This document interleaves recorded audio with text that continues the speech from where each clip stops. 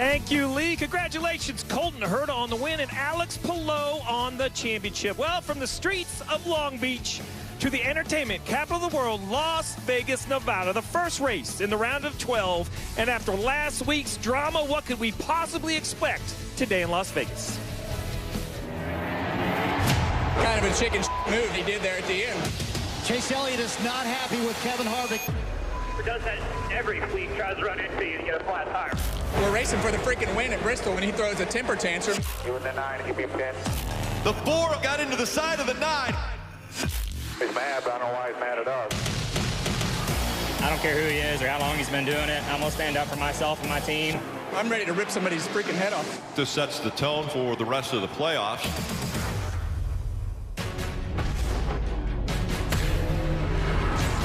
You're watching Countdown to Green, presented by Sonic. Live from Las Vegas, Nevada, on top of the Peacock Pit Box, Brad Doherty, Dale Jarrett, I'm Steve Letarte. And guys, for the next 60 minutes, we got a lot to talk about. We're at the second round. We have a lot going on, but we can't look forward until we look back. Brad, what happened last week? Can we believe it? It's unbelievable. I'm going to tell you, who won that race, by the way? I have no idea. All I know is Chase Elliott, you better show a little RSEPCT to Kevin Harvick. If Kevin Harvick would come down and weight, Chase would go up. We'd have a heck of a welterweight fight. These boys are mad at each other, and they can say it's not going to carry over. With these restarts, you better watch that 4 and 9. It's going to be busy today. Well, if we're going to have a fight, we're in the right town. This is the home of big events. We got boxing, we have UFC, right. But now it's NASCAR's turn. What do we expect today? Well, this is going to be a totally different race than what we saw last week in some ways. The restarts are going to be crazy, but what we're going to have are changing conditions to this racetrack. So I'll alert the fans, if your driver's not up front or where you want him to be for the first hour and a half of this race, just wait. Things can change in a hurry. But the other thing is mistakes.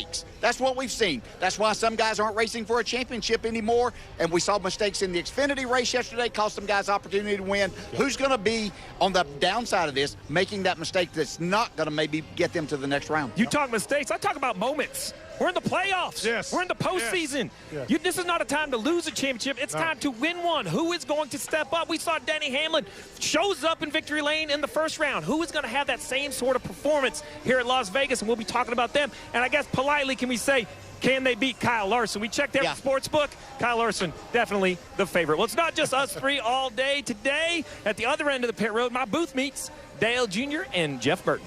That's right, Steve. Let's talk about the tracks that are in this round during the playoffs. I think this is probably the most difficult round for the drivers. You have Las Vegas, a 1.5 mile track. A lot of guys think they can come in here and run well, but we know that Talladega, I think you got probably an 80% chance of getting crashed in that race. And when they said, hey, let's make the Roval a cutoff race, I don't think any of the drivers really raised their hand, maybe a couple. So this is going to be a really difficult round for these drivers, and I think if you have a bad day here, you're really putting your back against the wall in the next two races. And if you want to have a good day here, you better be on no restarts. We've seen this racetrack 3 wide, 4 wide. You're going to have to push the issue.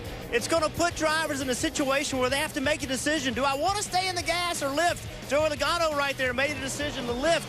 Late in the race, maybe he doesn't. So we talked about those mistakes. We could see mistakes. If you don't take chances, man, you can't take advances. So you're going to have to do it. And I just can't wait to see the decisions that are made last minute. Stevie, I tell you, man, see this trophy right here? At this point in my life, I think I'd have done anything to get this thing. And I wish I was one of those guys out there trying to get it, make it happen. I like it. Little Blues Brothers looking cool in the sunglasses. I like it. Well, let's see what is on the menu, brought to you by Sonic. The round of 12 begins here in Las Vegas, and can you believe it? Then it's Talladega and the Roval. What a round. There's a lot going on. And then following the big feud last week, what is next for Chase Elliott and Kevin Harvick? Tempers flared. And speaking of Harvick, he is one of 3 former champions below the cut line, along with Brad Keselowski, playoff rookie Christopher Bell, and Joey Logano. Speaking of Joey Logano, no stranger to fireworks on the racetrack. The champion, he knows what's on the line, and he's standing by with Dave. Well, Steve, I'm standing by with the driver who has the all-time best average finish here at Las Vegas, 8.4, with 2 wins to go along with that. How do you like those numbers? That sounds pretty good. I'd like to make it better. I'd like to have 3 wins, especially with the next 2 races that come up after this. So it's a very important race for the Pennzoil Mustang, and it really is for everyone in the playoffs. So you try to just get the most you can out of today, and get ourselves set up for the next couple races. You mentioned the next two, and they've been good for Penske. They've been good for you. What do you have to do today, and what do you expect in the hot conditions at Vegas? Traditional, slippery, greasy, fun? Yeah, it's going to be slick out there, and it's just kind of what this fall race has kind of ended up being here the last few years. Is it's hot out, and the cars are slick, and you're sliding around, and then the sun's going to go down, and it's going to grip up, and some of the cars that are be hanging on the front side, maybe the cars that are racing for the win on the backside, depending on what trim level people go for and what ends up being the right decisions.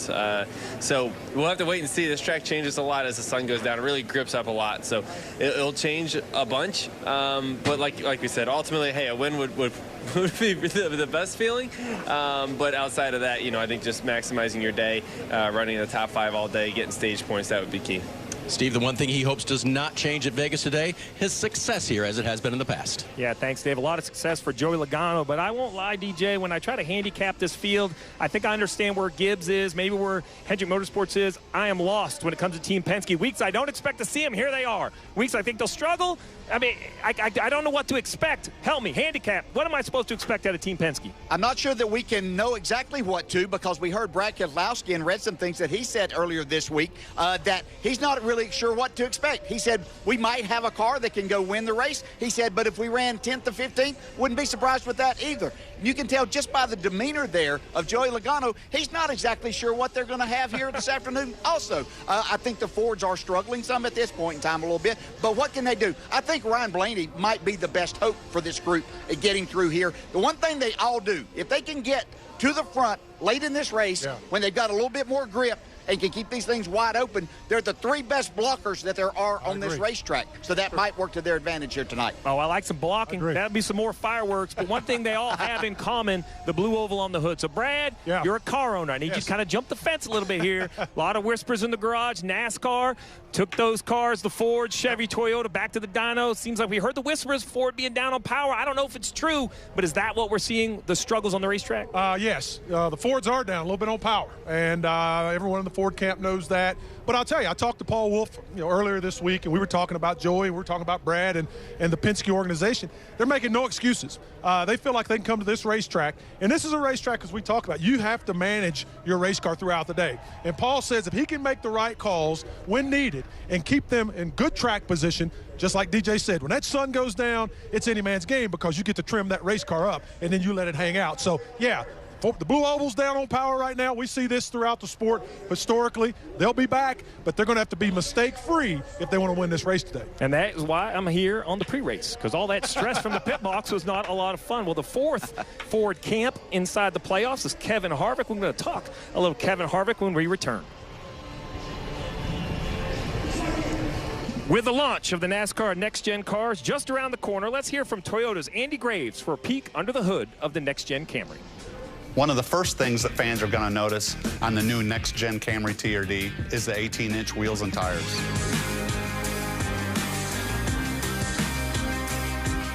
The new 18-inch aluminum wheels not only are more appealing for all the aesthetics with the new proportions of the car, but also it's got a single lug nut right in the center instead of the traditional 5 lugs. This single lug nut is going to be a game changer with all the teams and their pit crews. On these new 18-inch aluminum wheels is a low-profile Goodyear tire that the sidewall is lower profile to increase handling, and it's also a wider tire to give more footprint and more mechanical grip to the cars versus just the aerodynamics. That's going to also change the balance of mechanical grip versus aero and increase drivability and to be able to work through traffic.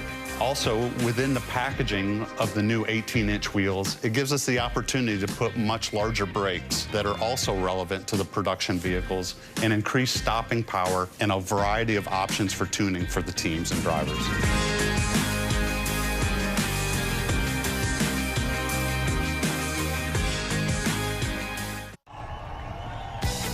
Download the official app of NASCAR and follow the action with free live scoring, in-car cameras, and radio broadcast. Upgrade to a premium full access to driver audio channels and a completely ad-free experience. Search NASCAR in your app store to download and start a free trial today. In the center of the controversy last week at Bristol, Kevin Harvick currently on a 1-year winless streak. Jeff Burton is going to tell us more about the driver behind the wheel of the Ford. A clear line has been drawn between generations. Emotions at Bristol flaring up here. Kevin Harvick and Chase Elliott are separated by 20 years, a major gap in NASCAR racing. A 45-year-old Harvick may be one of the last of a dying breed, but maybe he's just one of a kind. And as a kinder father of two in the twilight of his Hall of Fame career, it's important to remember how he got here. Harvick grew up on a track just like this one that's since been demolished. Mesa Marin Speedway, set over 100 miles just outside of Los Angeles, in the rough Central California desert town of Bakersfield.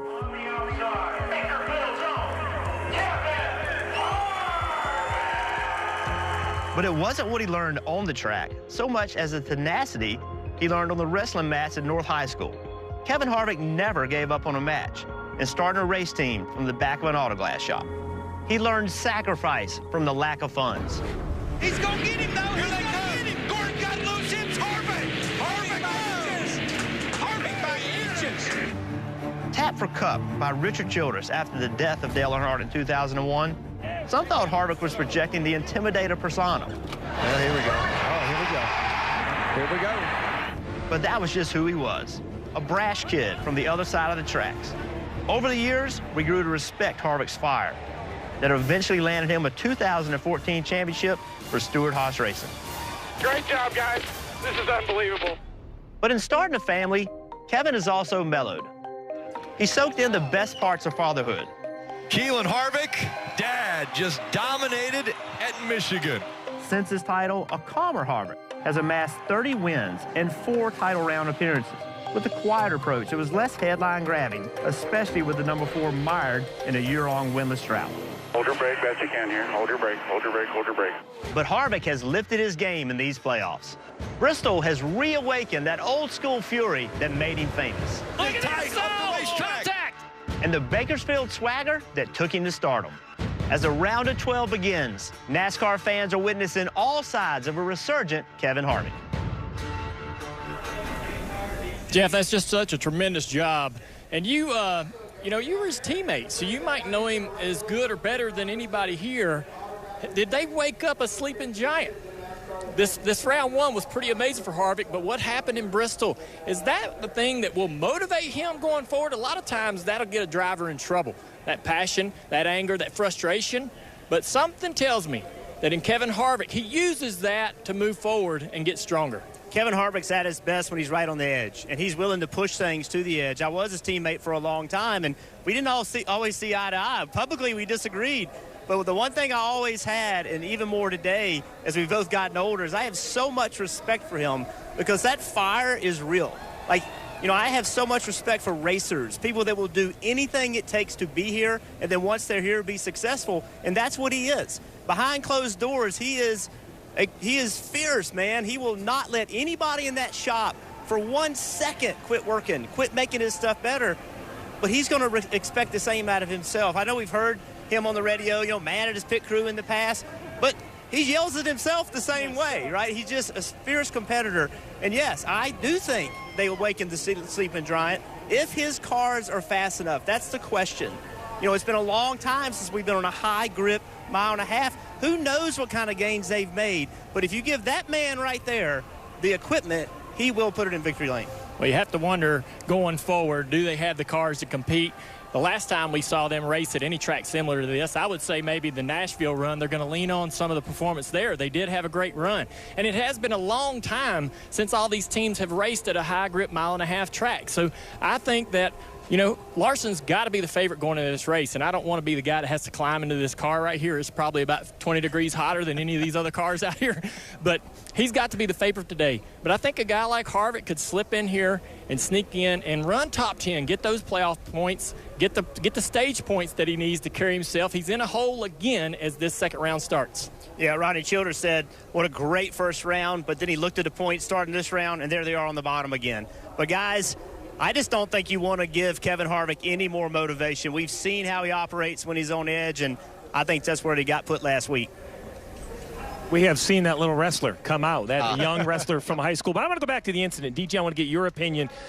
Contact between the two, flat for Chase Elliott. He rejoins the racetrack, interrupts Kevin Harvick's chance to win the race.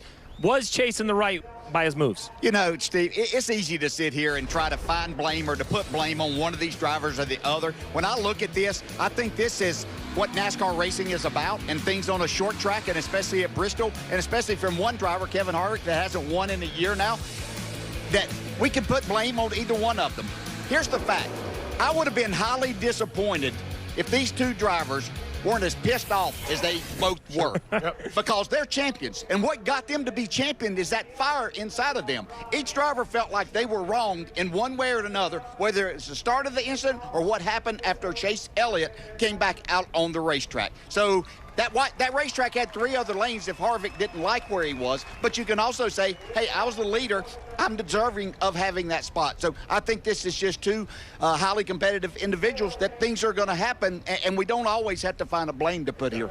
Well, NASCAR met with both drivers together today to have a little discussion, and that really brings me to my next question. Out of that, we saw some quotes from both Chase Elliott and Kevin Harvick. Chase seemed pretty well ready to put it behind him and move forward. Kevin Harvick, anything but with the quotes he had to say. So, Brad, does Kevin Harvick have every right to be that upset? Well, this is the way I look at it as well, as DJ just talked about very, very clearly. Going back to the late 90s, Kevin Harvick drove for me in the Truck Series.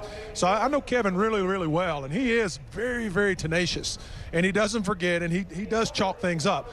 But when you look at that incident, yeah, he has a right to be upset. But you also have to be fair and say, okay, Dale Jarrett, 1999 champion, Hall of Fame career. The thing that exemplified Dale Jarrett is he raced you the way you raced him. He raced hard, raced aggressively, but he raced you the way you raced him. So I think that's the question. Did Chase Elliott race Kevin the way Kevin's been racing him and vice versa? If you can look at that, if either party can look at that and say, yeah, that's fair, this happened because of this, I think that answers the question. You can't just go in and have it one way and only be your way. Something's got to give. Now, Kevin Harvick has every right to be mad because Chase Elliott took a win away from him. I'd be very upset with that as well. But did he race Chase a little more aggressively, and has he throughout the year raced him a little hard on that left tire, left front, whatever, like Chase is talking about? Maybe so. So payback's probably coming. All right, well, listen, we're going to keep talking about this, but real quick, looking ahead. That was last week. Today's today. Do we expect anything different out of these two? He just said that you race people the way that they race you. I know, but you're the driver. That's exactly right. So I don't have to go wreck someone, but I can make life miserable whenever I'm around them. So you're going to see a more aggressive Kevin Harvick at times around that 9 car if that situation arises. Ain't letting him in. It ain't happening. All right, well, I'm entertained. Well, the Las Vegas native Kyle Busch, he advanced to the second round, but he's looking for something to jumpstart his playoffs. Can it happen today? We'll talk to the driver. Got a great show for you today. Oh, man, that Bristol race was so good. Oh, boy, was it fun. Forget the dirt. If you haven't bought your Bristol tickets for next night race, it will go back to, I'm sorry, we're sold out. Go get you some right now. If Chase Elliott wants to dog Kevin Harvick in the eye, then that's their decision. I watched that. I'm not Harvick. I'm still pissed. On location from Salt Lake. I hope y'all are very excited for Las Vegas. Hope y'all got your Elvis Presley suits on. Join us back here on Monday because I can guarantee you we're going to have something good to talk about. Can't wait to talk to the fans and see what their thoughts were. Well, not only have the playoffs delivered, so has it Motor Mouse. Monday and Wednesday, 6 p.m. on Peacock. The fans call in. So much fun. Well, a week ago at Bristol, the final race of the first round, and the temperature around the cut line, it was high as the action showed. It is the world's fastest half mile. Tonight, it will determine who advances into the round of 12. Radio, check, 1, 2. I don't care about the other guys. We're just racing our own race tonight. I do think the pressure will get to a couple drivers. Hopefully, we're not a part of that. A big crowd is on their feet. The green flag, it is flying here at Bristol. Really loose right here, struggling. Why are we smoking? I know, we're trying to figure that out right now. They think it's an oil line. Can you just update me on what's wrong, or do you not want to talk about it? Take a minute here, we're going to switch this line out. Looks like one line off, the other line's going on. So great work by the 10. That could be the difference, keeping them in the playoffs. Guys battling for points. Kurt Busch, Almirola, William Byron, and Michael McDowell all now below that cutoff line.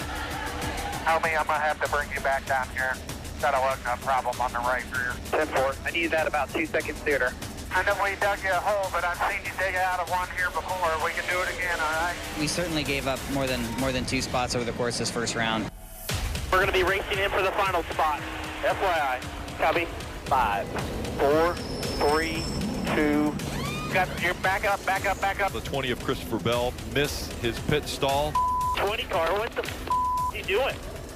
Yeah, I know. Hose is out of about 3 spots right there. Busch above that cut line. I got a flat.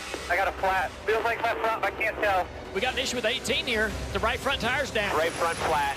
Just to the right. We are 2 points above the cut line. You in the 9 again. Keep your pin. Harvick inside, 3 wide. Whoa! They stay tight up the racetrack. Contact. The 4 of Harvick got into the side of the 9. I think I got a flat. That does that every week. Tries to run into you and get a flat tire. You know. 4 points separate 5 of us right now. We're in an okay spot right here because the 10's dropping. Oh, look at this. The 9 of Elliott. 9's going to block his ass off for the 5. The 5's going to have a big run right here down the back straightaway. He looks to the inside for the lead. Harvick crosses over. Now puts the bumper to the back of the 5. Out of 4, Larson's going to win at Bristol. Look at these two on pit road. Emotions at Bristol flaring up here. I just told him, it was kind of a chicken move that he did there at the end. I don't care who he is or how long he's been doing it. I'm going to stand up for myself and my team, and, we'll go on down the road. Tyler Reddick and Eric Almirola. Kurt Busch, he's out, as well as Michael McDowell. Should be in. We live to fight another day. Hell yeah, boys. Hell yeah.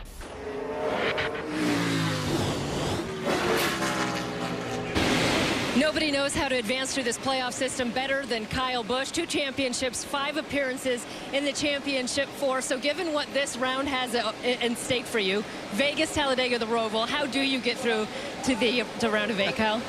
You win today. That would be nice. And, having a shot of being able to do that. So hopefully we do. Guys have worked real hard this week on the M&M's Camry and took a lot of time and looked at a lot of different things in order to make our package today hopefully really good. And we can go out there, but we've got no idea. So obviously the Talladega looms and the Roval looms, those aren't typically good places for us. So we definitely got to make the most out of today for sure. It's your home track. You had your first ever Cup start here in Las Vegas, and today will mark your 600th Cup start. Aside from the playoff implications, what would it mean to win here in front of this crowd? Yeah, it'd be super. It would be really, really awesome. Keep the win percentage at least at 10% post today. That would be nice. Try to go get that 60th. But it's been fun. It's obviously starting here and getting to 600 here. That's really cool. Being from Las Vegas and seeing this place be built from the very beginning is really neat. So again, just want to try to make sure we go out there, mind our P's and Q's, do the right job that we need to do in order to score that victory today. Kyle, thank you. Yeah. 60 wins and 600 starts would be an impressive run for Kyle Busch. And guys, when I look at Kyle, I'm not sure he quite got the credit with that flat tire late at Bristol. He was a little bit safer than we all thought above the cut line, luckily, because he needed it.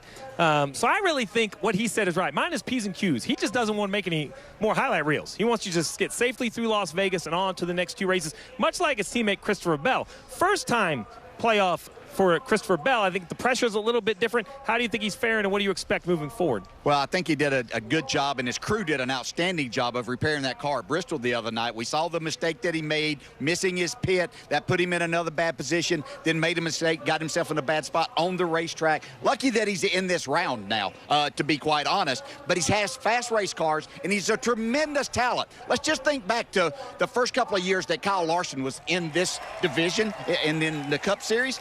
He made a lot of mistakes. Christopher Bell's a lot like that. He has tremendous talent.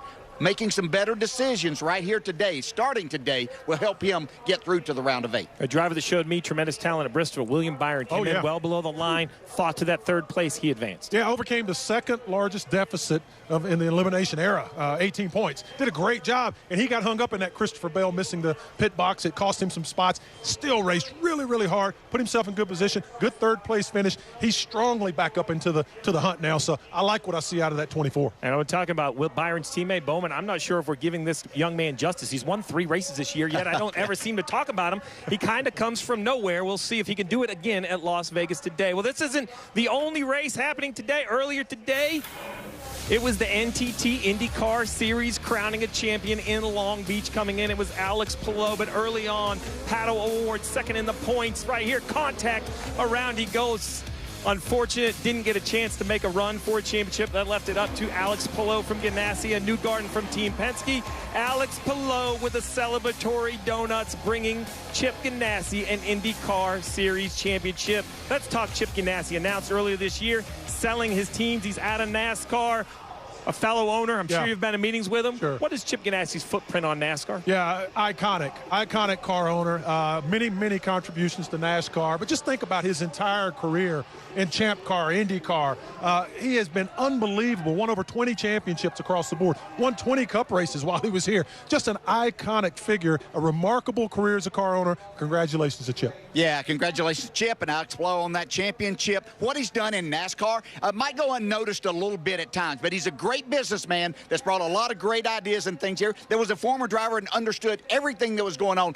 What he's done for NASCAR has made it better, and you always want to do that. Well, with that highlight reel of Bristol with Chase Elliott and Kevin Harvick, perhaps we forgot it was Kyle Larson that went to victory lane at Bristol a week ago. We'll see if he can duplicate the banner today. We'll talk to Kyle Larson when we return. Countdown to Green is brought to you by the Sonic Grilled Cheeseburger. For a limited time, only at Sonic.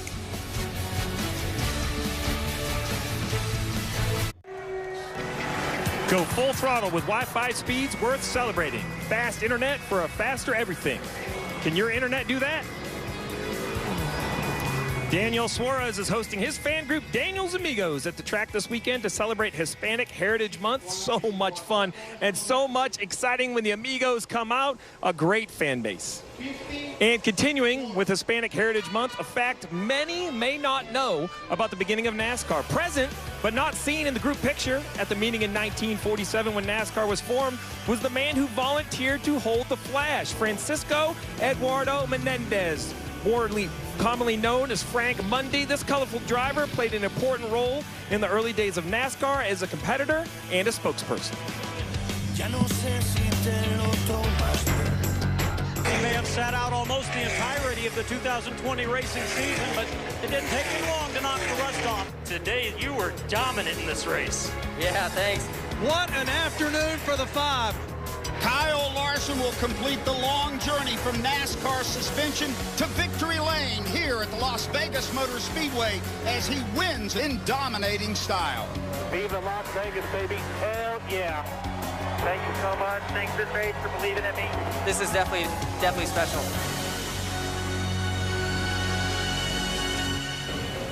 Well, the March Vegas win was such a big day for this whole team. And Kyle, I know they say a lot of things change here from March to September. I bet the one thing you'd like not to change is who went to victory lane, right? Yeah, that's definitely a good point there. So, yeah, I mean, it's obviously way hotter. The track will be way different, but I'm hoping our Tarleton and Sun car will be just as fast as it was in March. Looking forward to it. So, Vegas odds have you up. You've got a whole lot of playoff points. You're kind of on a roll this year, you know, so what do you have to be conscious of as you start the round of 12? I mean, I think everything you're always conscious of in every race. You know, I think your goal is always to win the race, but if not, you know, just try and maximize it and gain as many points as you can throughout it. You know, even though we have a decent point buffer, I guess, to the cutoff, you don't ever want to have to rely on that. So, yeah, hopefully we can go out there and have some strong stages and be up front at the end to try and go after another win. Do you play it at all safer today just to make sure you don't blow that lead that you have heading to Talladega and the Roval?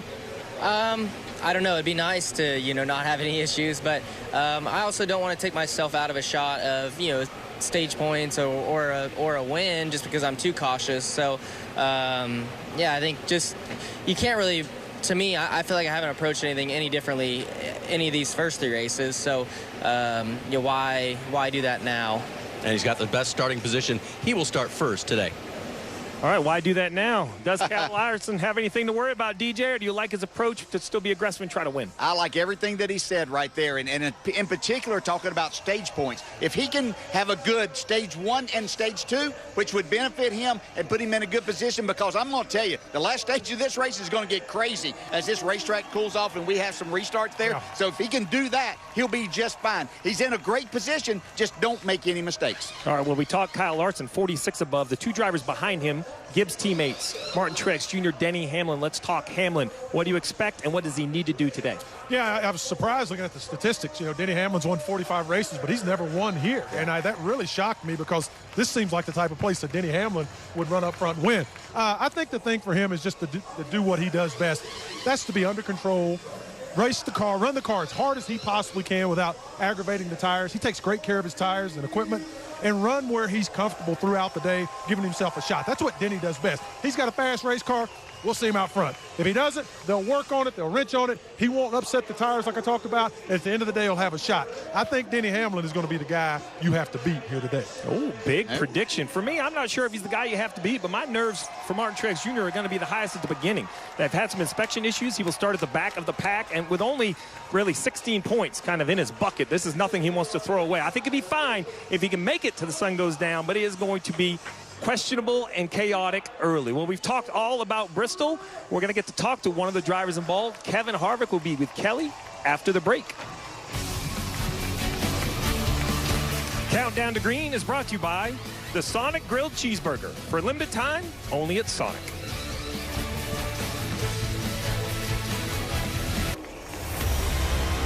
Season 2 of Peacock's original Lost Speedways is streaming now. Me and Matthew Dillner continue our journey to uncover the richest histories behind America's forgotten racetracks. Every episode, Season 1 and Season 2, available now, streaming exclusively only at Peacock. Sign up at peacocktv.com.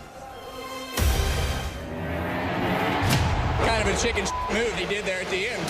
Chase Elliott is not happy with Kevin Harvick. Does that every week, tries to run into you to get a flat tire. We're racing for the freaking win at Bristol when he throws a temper tantrum. You in the 9, give me a pin. The 4 got into the side of the 9. He's mad, but I don't know why he's mad at us. I don't care who he is or how long he's been doing it. I'm going to stand up for myself and my team. I'm ready to rip somebody's freaking head off. This sets the tone for the rest of the playoffs.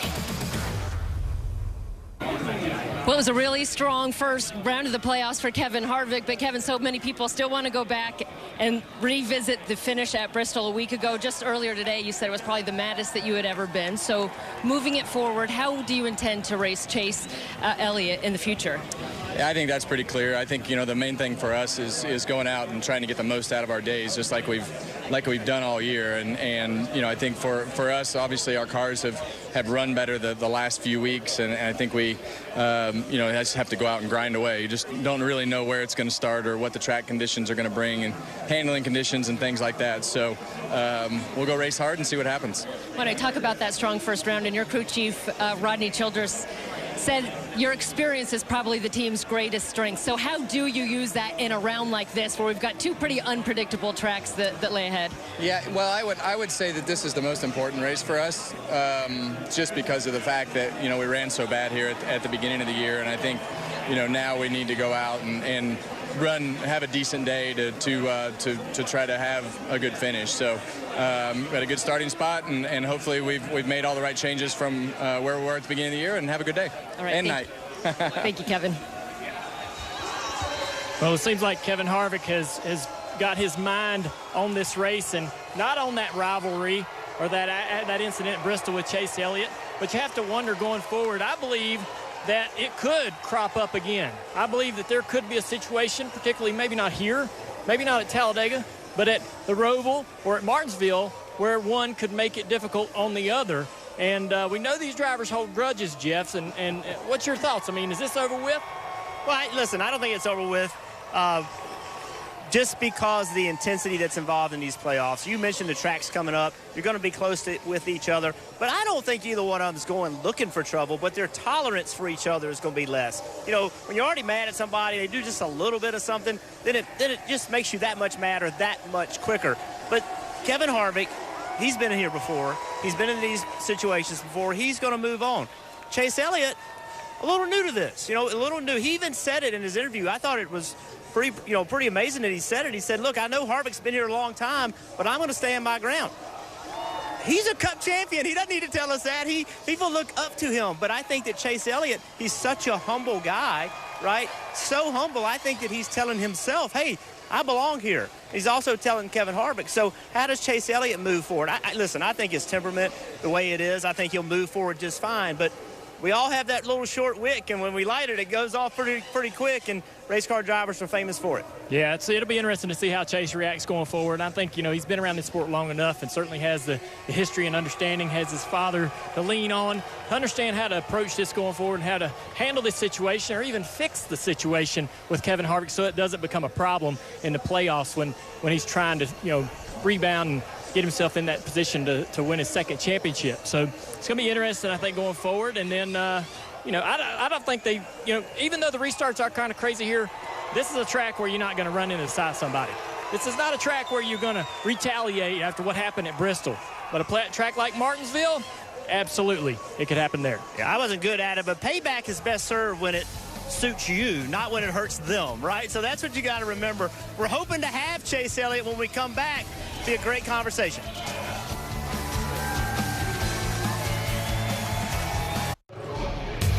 For 12 years, our Countdown to Green presenting sponsor, Sonic Drive-In, has supported thousands of public school teachers nationwide through Limeades for Learning.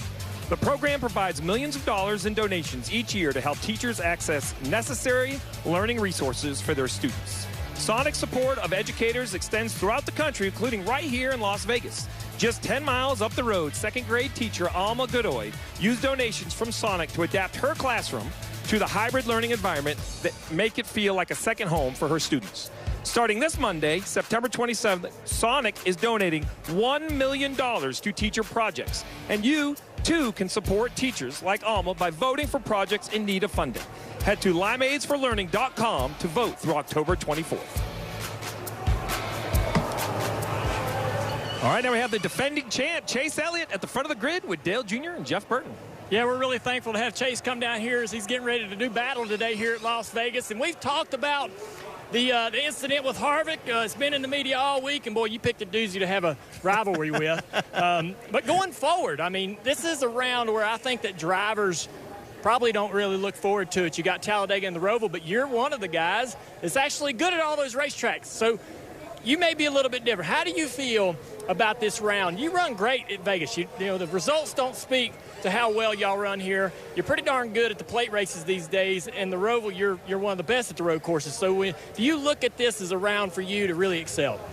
I hope so. I feel like our Napa team's been in a good place these last 3 or 4 weeks. I feel like we've performed at a higher level, not necessarily had the results to go for it, but I feel like we've performed at a higher level, and we should be proud of that. So we're we'll try to push that forward. You know, this weekend, this track has been, we've been fast here at times. We just had some really poor results. You know, either me crashing or weird stuff happening, or like this race last year. I remember odd strategies. So I'm excited about tonight. And I'm excited for the opportunity. Talladega obviously is a toss-up.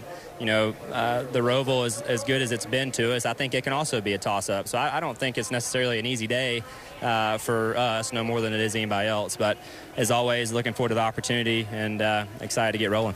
Well, Chase, Jr. and I have both been in the situations like you were in this past weekend, and I always found it a little bit difficult to move forward. How do you put that behind you and move forward into this race? Yeah, good question. Honestly, I feel like the big thing is just time. I've been in a few, dust-ups or whatever, and I don't know if just caring less, and if it's caring less or if it's just I'm looking more at the things that are going to make us go faster as a team, or whatever it may be, or maybe a combination of the two. But my eyes have been forward better than they ever have been, and I'm looking forward to it. So, yeah, it's been, everybody's talking, so that's good. My sponsors, Napa, Hooters last week, appreciated it. Appreciate all the opinions. Just don't forget to tag me. Whether good or bad, just don't forget to tag me. We'll appreciate the engagement either way. Well, I love this racetrack because you can move around and run all over it. You can run the bottom to the top, and during the heat, we think it's going to be a wide racetrack, but where's this race going to be won at?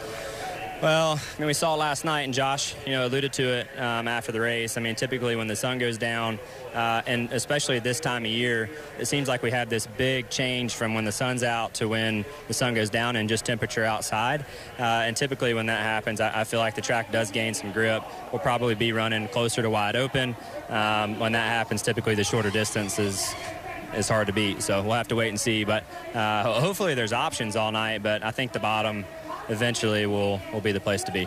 Well, man, we appreciate it. You know, what's great about this sport is you're getting in that race car. You took time to come talk to us. Fans appreciate it. Appreciate your intensity. Good luck today. Yeah, appreciate it. Thanks for having me. You guys enjoy. And, yeah, we'll see what happens. Well, Steve, we got the defending champion, man. He's ready to go.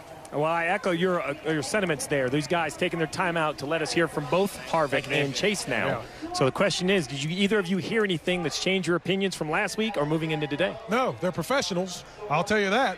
They both have talked about keeping their eyes on the prize.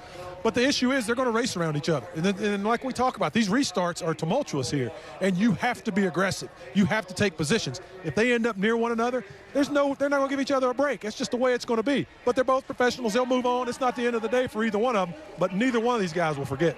Yeah, and in most cases, the media makes things sometimes way bigger than what they actually are from the participant side of it. And these competitors understand they have a job to go do here today. It's not that they're putting it totally behind them, but they can't focus on that. Their mind has to be on the job at hand here today, and that's trying to win a race that you know will automatically get you into the round of 8. It was worth discussing, and it's going to be worth watching, but I don't think it's going to make fireworks again. I think, as you guys have both put it, they can make it difficult on one another, but it's too fast, and there's too much on the line. I don't think that's going to be a surprise. So what that leads to me is, what is going to be a surprise? Because I'm going to tell you, I prepped for the first 3 weeks. I'm about to throw my notes out the window because I didn't see any of those big moments coming that we got. What is the big moments or the surprise you're looking for in Las Vegas? Yeah, for me, it's not necessarily all the guys we've been focusing on the last 8 or 9 weeks, the championship guys. For me, it's the guys outside of that. And I think Eric Jones, who's run really well here, has 2 top 10s in the last 2 races. I think he can be a factor. He runs really well here, loves this racetrack. Look for that 43 car to be stout today. I think it will be. Yeah, I think you could look outside of these 12 guys. Certainly you could say Kurt Busch, who won here last year, or his teammate, Ross Chastain. But I'm going to look at a guy inside, and that's Joey Logano, because he's sitting below the cut line right now, but he's really good. We're not expecting a lot from the Forge. We had that discussion earlier, but I think that he can make that race car wider than any other car here if he can get it out front. So listen, I don't know what the surprise is going to be, but it's going to happen on that final restart. If you want to see what craziness happens here, it's going to be when the sun goes down. You just heard Chase say it, nearly wide open at a 1.5-mile racetrack. So listen, I'm not going to ask for winners. You guys are going to both give me Larson. I want to know a name. Who has to have a big day? Look at the playoff leaderboard. Who has to have a big day today heading into Talladega and the Roval? Yeah, for me, well, last week it was William Byron. This week, Christopher Bell. He has to have a big day. He has to make an impact.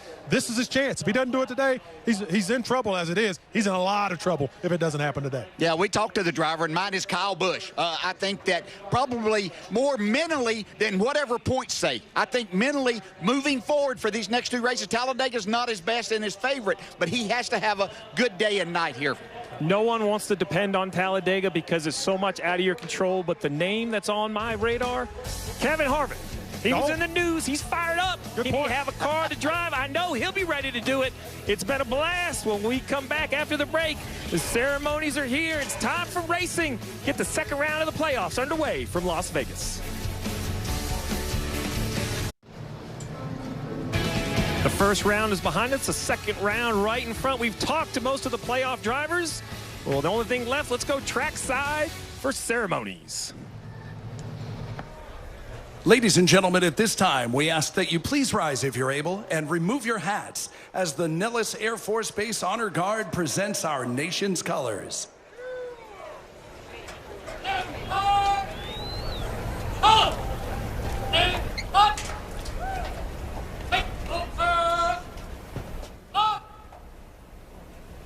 And please remain standing as MRO Chaplain Billy Malden offers today's invocation. Heavenly Father, as we rise today to recognize your presence in our lives, we also remember that this is a day in which we honor our Gold Star mothers and their families. Heavenly Father, as we ask you to comfort them, we also take a moment of silence to honor and respect those they love. Father, bless everybody today with a great day, a safe day of racing. May your peace and your presence surround us all. In your holy name I pray. Amen. Race fans, here to present our national anthem. Please welcome country music recording artist Matt Stell.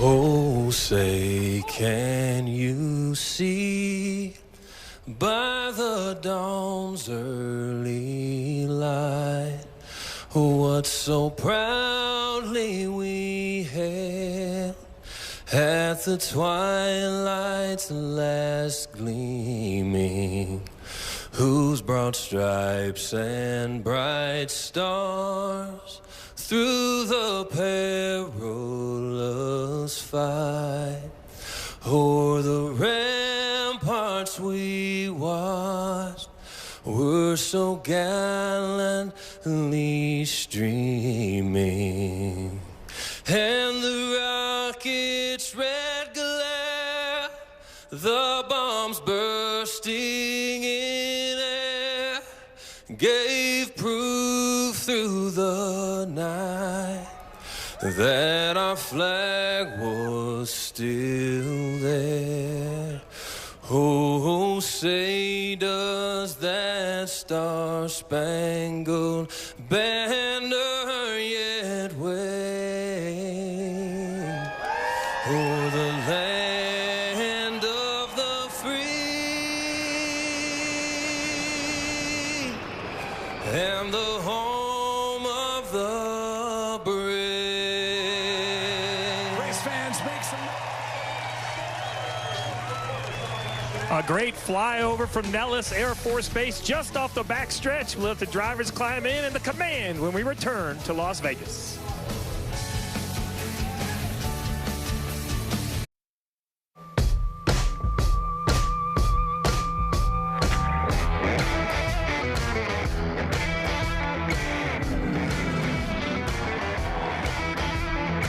I was just a young ambassador on my mama's knee. She said there's only one thing to set your soul free.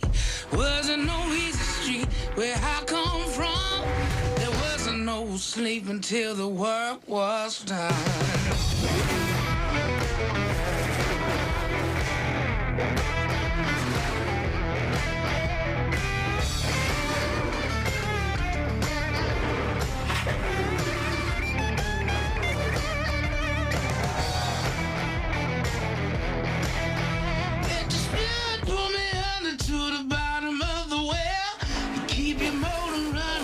That victory bell, one for the money, two another show, three start your engines now and rock and roll.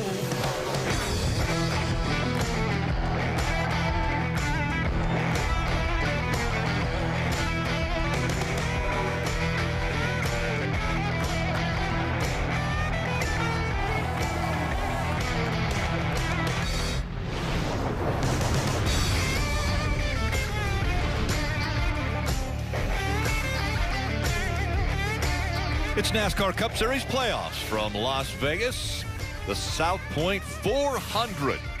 This very hot mile-and-a-half racetrack is getting ready for the first race of the round of 12. Let's get some of the storylines. We'll start with Kelly Stavis.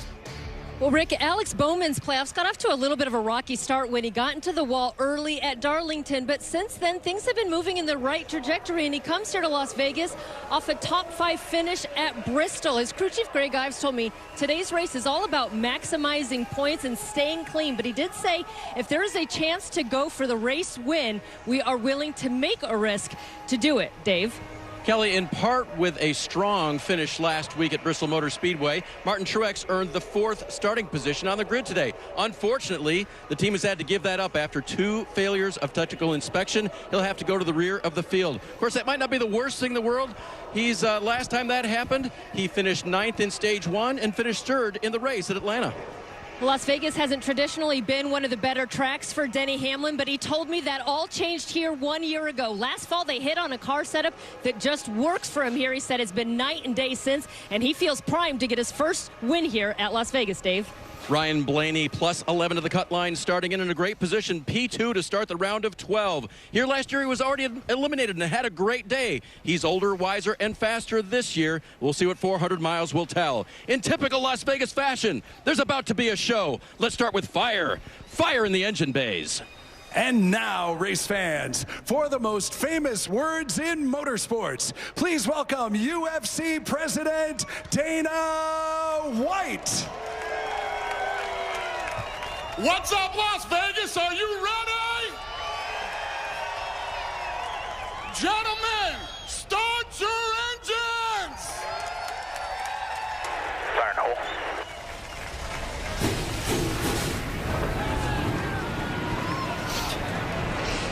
A couple playoff drivers will have to fight their way out of a hole to start this race. And a couple Las Vegas natives. Milestone starts for them. That's all next.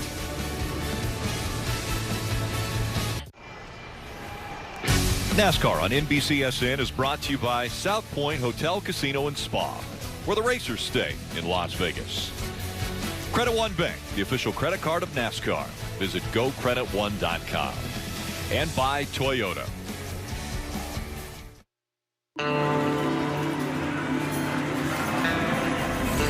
Vegas, it's a gambler's dream. I mean, it's the place of big opportunities and action. I want to lay 1,100, 200,000 on that one. Almost like you take the whole world in Las Vegas. It's just an experience of all experiences. You can come to this city and have a chance to do anything you could in the whole wide world. That makes it one of a kind. We're going to have fun. Let's have fun. All right. I want to put them. You're going a little crazy, are you? What is it about gambling, does me in? I want to get the thrill of making the good bet and having it come through for me. I believe it's the rush of the wins, the rush of the losses.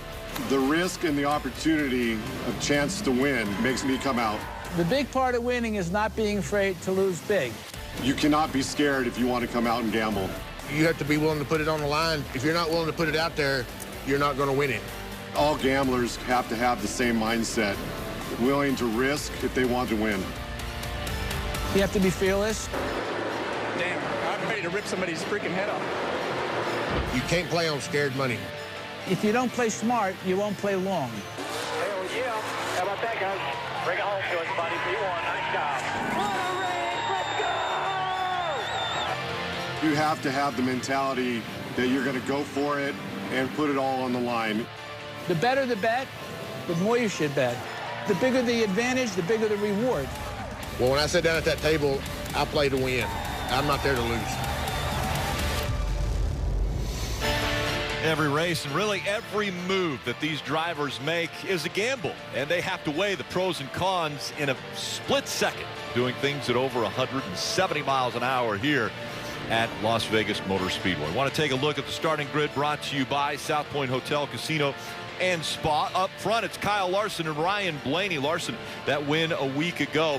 In row 2, Charlotte, North Carolina native William Byron and Marietta, New Jersey native Martin Truex Jr. both having to go to the back for failing inspection twice earlier today. A little bit deeper in the field, there's Chase Elliott. He'll start in row 6. Tyler Reddick out of the championships in row 7.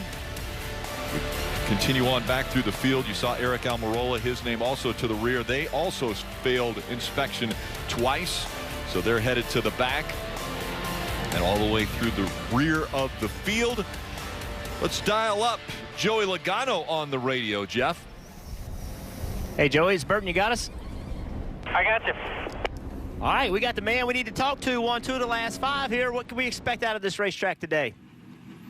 Hopefully 3 out of the last 6. It's a lot of crazy things can happen here. Obviously, the sun going down is probably the biggest question mark throughout the race. On what you're going to need as the sun goes down, trip-wise, balance-wise, those type of things to try to keep our Pezzo Mustang towards the front and collect every point. That's what it's about here today. With the next few races coming up after this, this one becomes very important to make sure you have a good day at. All right, man, I can assure you that no one else is listening but us. Tell us how you're going to take advantage of these restarts, because you're so good at it. Man, there's a lot that goes into it. My spotter, Colin Presley, up there has done a lot of homework as well, trying to figure out what's the right moves. It's evolving all the time. It seems like what worked last time sometimes changes for the next races. The drivers keep changing. So it's hard to say. I just know you want to be the one moving forward. You want to be the aggressor, that's for sure. Kimberly. All right, Joey. Thank you, buddy. Have fun out there, guys. Thank you to Coca-Cola Zero Sugar for letting us ride along today. It's going to be some great shots. That will definitely be a fun ride. For a few more updates before the green flag flies, let's go back to Kelly. Kevin Harvick will be giving us some great views of his onboard camera thanks to the Ford Performance onboard. Kevin told me this is the most important race of this round because they were so bad here in the spring. He said we just have to hope that we made all the right adjustments to come back here in the fall and that the car will be good as track transitions from daytime heat to nighttime. Remember, he had one of the best opening rounds of the playoffs, still finds himself at a 12-point deficit, Dave. Kelly, Chase Elliott's Las Vegas numbers are a little confusing. It's his second worst track based on average finish, yet he ranks second in several categories. I'm not sure what the ultimate result you'll see on the Xfinity onboard today, but for Chase, it'll be the round of 12 and a chance to make the 9 number 1. Kelly? Toyota is giving us the onboard camera for Kyle Busch, the Las Vegas native. Got his start right here at this speedway, and today he makes career start number 600. But he told me he genuinely doesn't know what to expect out of his race car without practice. But he said they spent a lot of time with his crew chief, Ben Bayshore, poring over notes, looking at past races, and going through all the data. So they are hopeful he can pick up his second career win here at his hometown track. And thank you, Kelly and Dave from down there. We always talk about how the race car drivers are so fast. Steve, I would have to say you might be one of the fastest guys to get from the Peacock pit box up here. Can you break down this race for us? All on foot, too, Rick. It was a great sprint. Las Vegas Motor Speedway, a 1.5-mile racetrack. All the way back in July, Atlanta was the last 1.5 mile track we have seen on the circuit. 18 to 20 degrees, a little bit of variable banking. As you climb up next to the wall, you gain a little bit of banking. I think during the day, we're going to see them up high, but in the evening when the sun goes down, back to the bottom. 267 laps, stage 1, stage 2, both 80 laps in length. The last stage about 107. Somewhere, we'll call it 64 to 70 on fuel. So a pit stop required in every stage. In this first stage, on or around lap 25, we expect a competition yellow. Again, a reminder, no practice, no qualifying before this race. This is the first time that these guys have hit the track. They're all following right now the 2022 Toyota TRD Pro. It's leading the field as the official pace truck for today's race.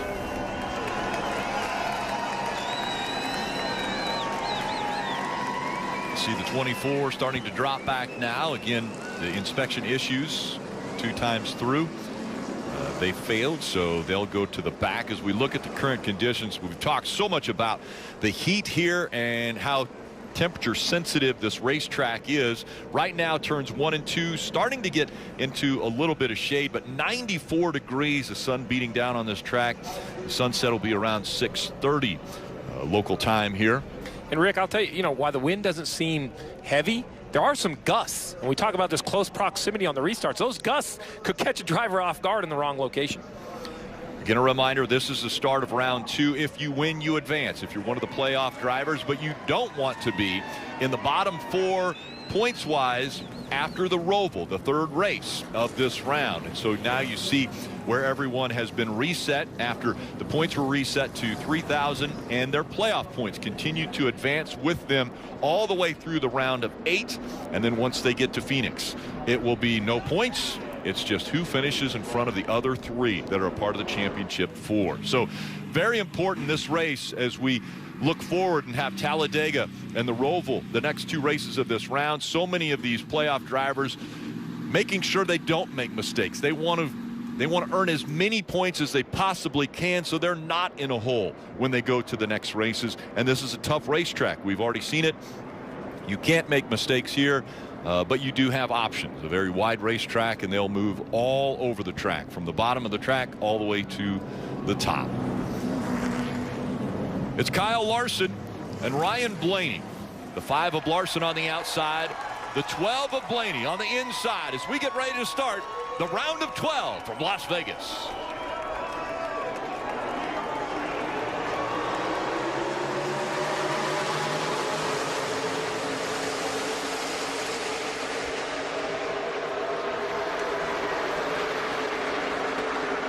Four of Harvick all over the back bumper of that 12 as they went into turn 1. Will it give him enough room to clear the 5?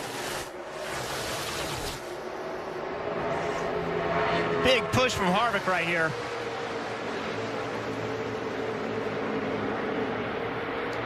Harvick pushed him so hard, it got him loose getting into 3.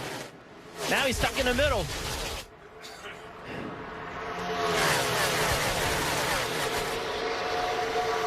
Blaney out front, Larson running second now. Up to third, the 11 of Denny Hamlin. The shade down in turn 1 and 2 is going to give that track a lot of grip, but where the sun is shining on 3 and 4, we'll keep this corner slick all day long until it cools off and the sun sets. These drivers use a lot of this racetrack, but late in the race, I believe it'll become a bottom racetrack. Saw Kyle Busch make the move on Brad Keselowski, so the 18 moves just in front of the 2. Side by side now for position. This is for second as Hamlin fighting with Larson early in this race for that spot. Big move to slide out and try to get by is Matt DiBenedetto, the 21 of Matt DiBenedetto, as he made that move way to the inside. Matt's on a march right here. Since the start of this race, he's picked up quite a few spots. Cool paint scheme on that car today. Suicide prevention. We look forward from the Ford performance of Kevin Harvick. Again, he started up there in the second row, and look at all the cars that have gotten by him now. Here we see Larson to the inside and Denny Hamlin trying the outside line to get by him for second.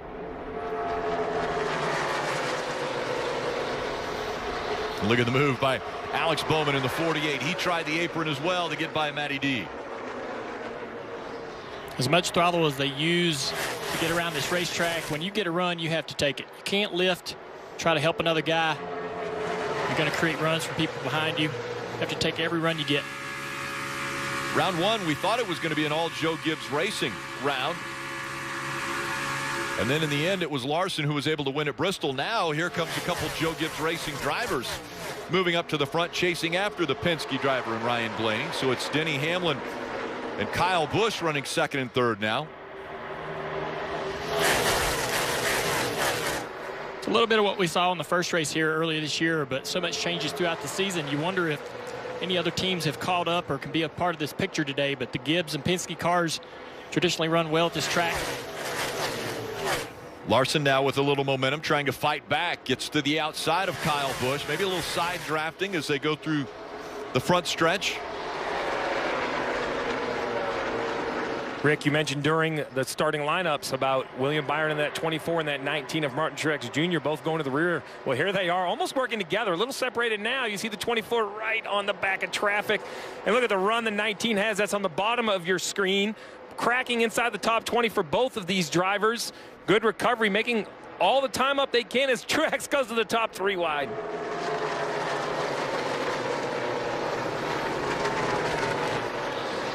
It's right here, Denny Hamlin on the inside. Let's see what happens on corner exit. A lot of times we'll see that outside lane really gain momentum, but Denny Hamlin just side draft, big side draft. Now here comes Larson to push him by. Denny Hamlin to the lead at Vegas.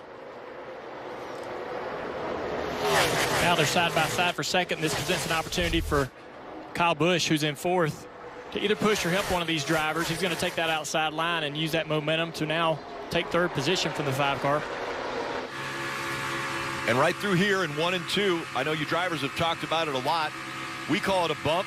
Some of you have called it a ramp. But how unsettling is that when you're going through there and it's still a slick racetrack? There's multiple bumps down there in that corner, Rick. As you enter the corner, before you ever get down in load, there's bumps on entry down into the center. Multiple bumps, and I think most of them are toward the bottom. Now, they have crept up the racetrack as this racetrack ages, but you can go around them.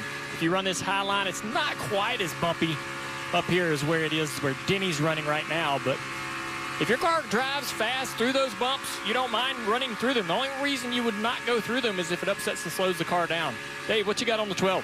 So, Junior, it's no surprise to see Ryan Blaney running up front in the second place and having led the first 7 laps of this race. It's because of his crew chief, Todd Gordon. Todd won here with Joey Logano, very successful with Penske. And when Ryan knew that Todd was going to be his crew chief, talking about places like this, Ryan said, what do you guys do differently? He kind of knew, but Todd and him talked about it. He said, I want on board. Todd told me they focus differently. Ryan was a buy-in from the beginning, and it's proven very good for him since they joined together. Continuing good battle for the lead. A little bit further back, Brad Doherty mentioned somebody to keep an eye on today. Eric Jones. Eric Jones in that 43 car. Running in 10th place right here early. Good start for that team. Top 10 for the 43 of Eric Jones. He'll be back with Richard Petty Motorsports in 2022. And right now in the top 10 here at Vegas, Hamlin, Blaney, Busch, Larson, Logano, the top 5 early in this race. The South Point 400. If you're new to NASCAR, as you watch tonight's race, follow along on Twitter at NASCAR Nation for a 101 type breakdown of what's happening on the track. We'll explain key terms you hear on the broadcast, and we can answer your questions as drivers open the round of 12 right here in the NASCAR playoffs from Las Vegas Motor Speedway. Larson trying to fend off that 18 of Kyle Busch. Those two running 3rd and 4th right now as Hamlin and Blaney have separated themselves.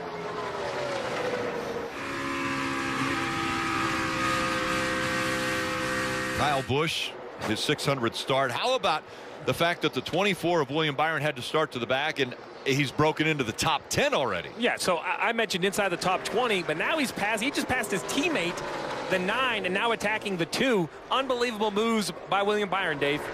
Steve, you know where Byron finished the last 2 times he started at the rear of the field? Inside the top 10. So this is not unusual for him to be coming through here. Calls his car super good over the radio. But you know the danger here was at the back of the pack there, working his way through some of the slower cars early. Don't damage that 24 car early. He hasn't done that, and now he's cruising toward the front of the field. Great start of this race for William Byron, coming off the heels of last week's race at Bristol. All the pressure on him was way behind the cut line. Had a really solid night at Bristol, moved himself into this round of the playoffs, and early in this race, a lot of speed. Driven himself easily up into the top 10. I just really impressed with this young man. Maturing right in front of our eyes. When he drives by his teammate Chase Elliott, and Chase says, I need some whatever that 24's got. And to reference another car that started back there, Martin Truex Jr., he's really kind of stalled out around 19th place, so pretty impressive. William, though, seeing a bit of a battle back between Keselowski and him. Brad comes into this race, since 2018, has the best average finish of any driver at Vegas, and that's important because going to the next 2 tracks, his average finish since 2018 at the Roval and at Talladega is worse than 15th. I think these step-up moments, Junior, like William Byron right now, what we saw him do last week, what he's doing right now, that builds so much confidence. He went into Bristol a serious underdog. He had to make up the 2nd most points ever to advance into the next round. So with the pressure on, he was able to perform. And then right here today, I mean, just whipping through the field. For a young driver, this can do tons for his confidence and help him moving forward. But I worry, is his car too good too early? Because this track's going to change a bunch. You would think it's just going to gain grip and get faster, but I think that would be my concern. With the car this good this early, will they be able to keep up with this track when the sun goes down and it cools off? Steve, did a driver just say his car was too good? Well, that's because he's seen this happen before. Dale Jr. understands. You know, Dale, I don't think it's a handling thing as much as just raw speed, right? If the track cools and everybody else's handling improves, does this 24 just too draggy, right? Do they have too much downforce in it? Is that why it drives so good now during the day? As you brought up, I don't know if they have a plan, but if you and I were this 24 duo, we'd be working on a plan because it is impressive with the sun up. Actually, I'd probably be sitting back with a big smile just enjoying the first 23 laps. Your hope is that it's just going to keep getting better as the track gets better, but everybody else will too. You know Rudy Fugle is smiling, and it's just a little bit tied off at the end of the run, guys. So he's giving feedback, giving his crew chief what he needs. And that feedback is going to be great because here in a couple laps will be the competition caution. They'll download all this information from driver to crew chief to team to see if they need to make any adjustments at the competition caution. And that's why NASCAR has done this. It's been very consistent. I know we consider it old hat, but no practice. My entire career we had practice. It used to rain, and the conversation would be, would we ever start a race without practice? Now we've done it for almost 2 years. Yeah. These guys have got to make it look so easy. I think we all forget these are the first laps these guys have seen. So great for William Byron. Cars that are struggling will really use this competition yellow to make adjustments. Teams using simulations so much now for the setups to get them right. when they get here, and they hope that they are. So far, it looks as though Hamlin and Blaney, they've got it right. They're out front. Hamlin's led 18 of the 25 laps so far. Blaney the other 7, and there's that competition caution.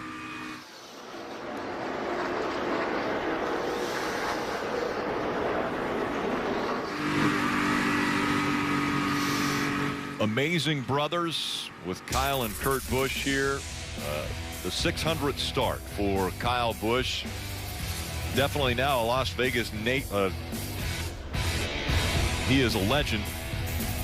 The two brothers, Kyle making his 600 Cup Series start. Second youngest to do it. A 2-time champion. 59 Cup Series wins. He's over 200, you see, with Cup, Xfinity, and trucks all time. 222.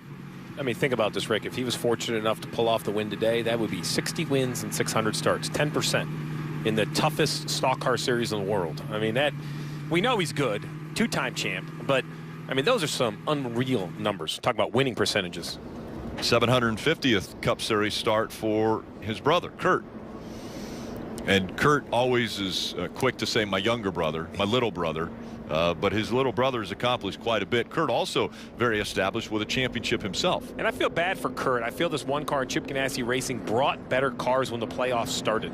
It really comes down to that flat tire at Richmond eliminated him so early. We'll never know what could have happened. But his teammate in the 42 ran well enough that if Kurt just kind of could have had that race back, I think he would have had a chance of moving forward. You just never know where that's going to go. But that's, I mean, listen, that's the same for everybody. You have to have a good little bit of luck on your side.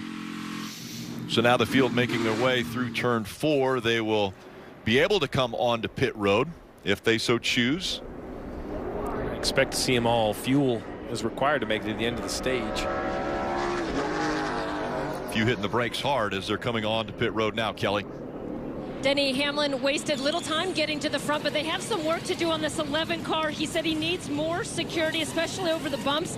They said he felt like he had a lot of travel, that he was bouncing up and down 4 Goodyear tires. His teammate Kyle Busch in the number 18 said it started off, it was a little bit loose, but as he gave it more throttle, the car was getting tighter. 4 tires as well for the 18, Dave. Ryan Blaney running second at that caution, needs more rear grip, and then entering turn 3 especially, he has to be way too easy. So there's going to be an air pressure reduction in the right rear. 4 Goodyear tires, Sunoco fuel. He's got that first pit stall. Was it an advantage here? No. Kyle Busch grabs a couple spots on pit road. So does Harvick. He grabs one. Hamlin, Blaney drop a spot. What do you get when you combine a grilled cheese with a cheeseburger? The new Sonic Grilled Cheeseburger. Made with 100% pure seasoned beef, ketchup, mustard, onions, Texas toast, and of course, plenty of delicious melty cheese. For a limited time, only at Sonic.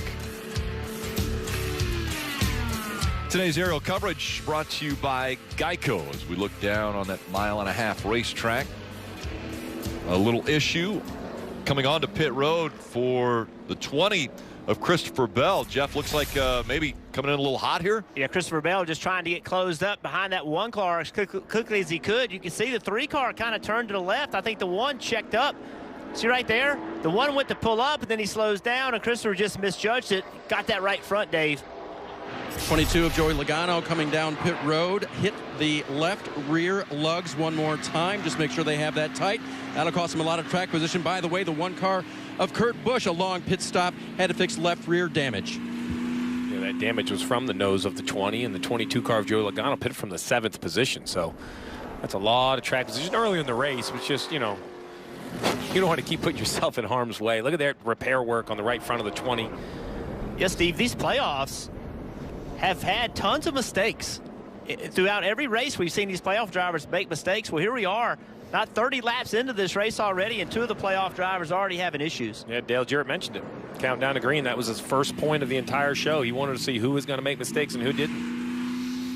And the mistakes actually made by the teams earlier when you have William Byron, that team not getting through inspection, or Martin Truex Jr. also having issues with inspection, having to start in the back. 2x2 once again, the field working their way off of turn 4. Denny Hamlin will be on the inside. It'll be Kyle Busch on the outside as they go through the restart zone.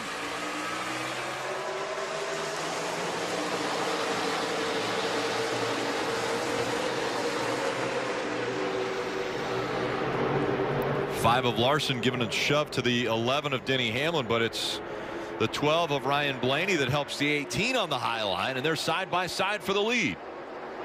Big run by Kevin Harvick in the 4.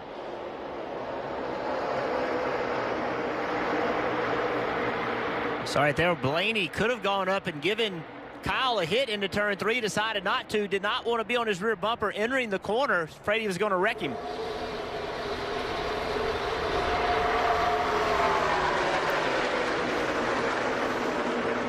First 2 rows stay side by side down the backstretch, the Nellis straightaway.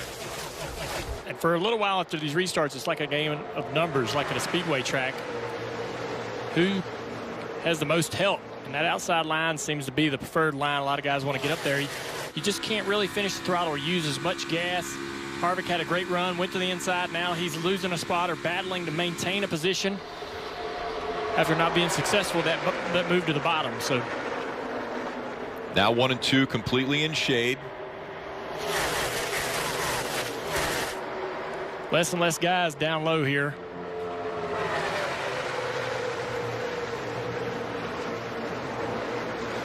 Harvick to the inside of Matt DiBenedetto in that 21. Brad Keselowski with a big issue in the middle of 3 and 4.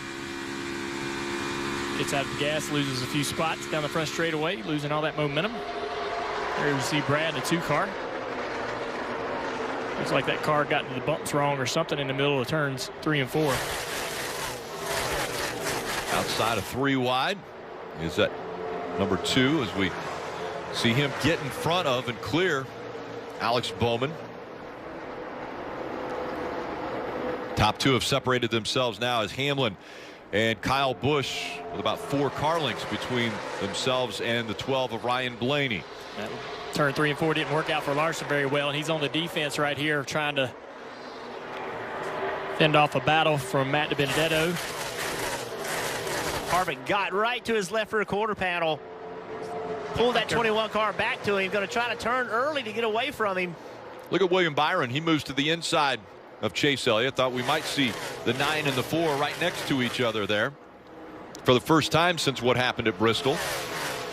Harvick had Matty D cleared and just didn't quite stay up there long enough to keep him behind him. Now Matty D back on the outside and has cleared him. Harvick to the rear bumper, took the air off the spoiler, back underneath him again. These guys have been going at it for the last 3 laps. Harvick right down on that white line and now drifts up in front of Matt DiBenedetto.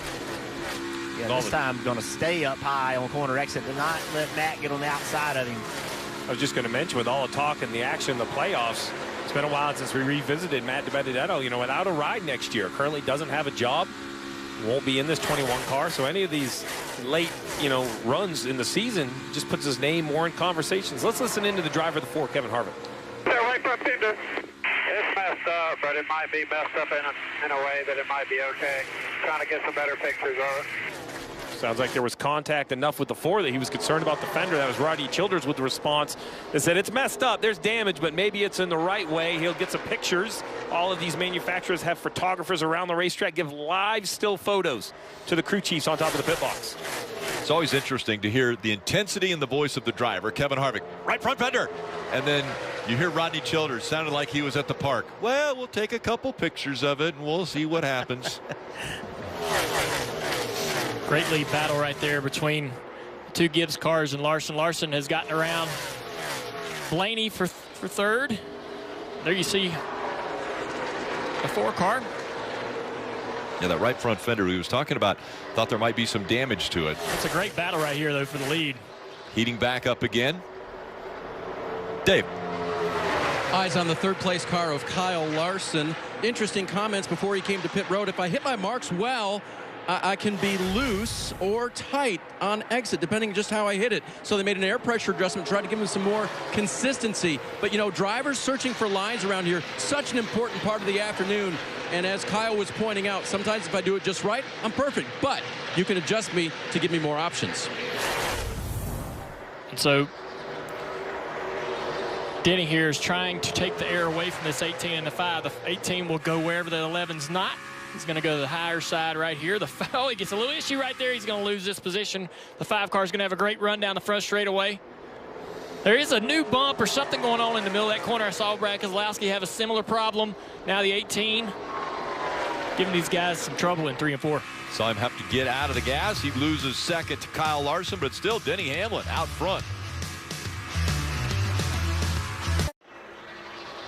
Saturday, it's a top 10 clash between 2 undefeated teams. Number 9 Notre Dame welcomes 7th-ranked Cincinnati to South Bend. That's 2:30 p.m. Eastern on NBC and Peacock.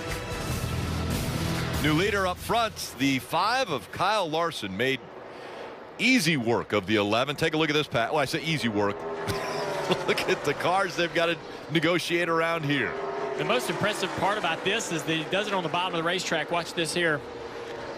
Usually this far into the run, the tires are kind of worn out, and that middle or top is going to have the advantage. But that 5 car just getting better and better. These Gibbs boys need to work on the long run stuff. We had a little problem, contact with Kevin Harvick and Matt DiBenedetto. We found it. There it is. There's the concern with Kevin Harvick and that right front fender. Crew chief thinks it may have actually bent the car or helped the aero. No left rear flat tire for Matt DiBenedetto, so he survives.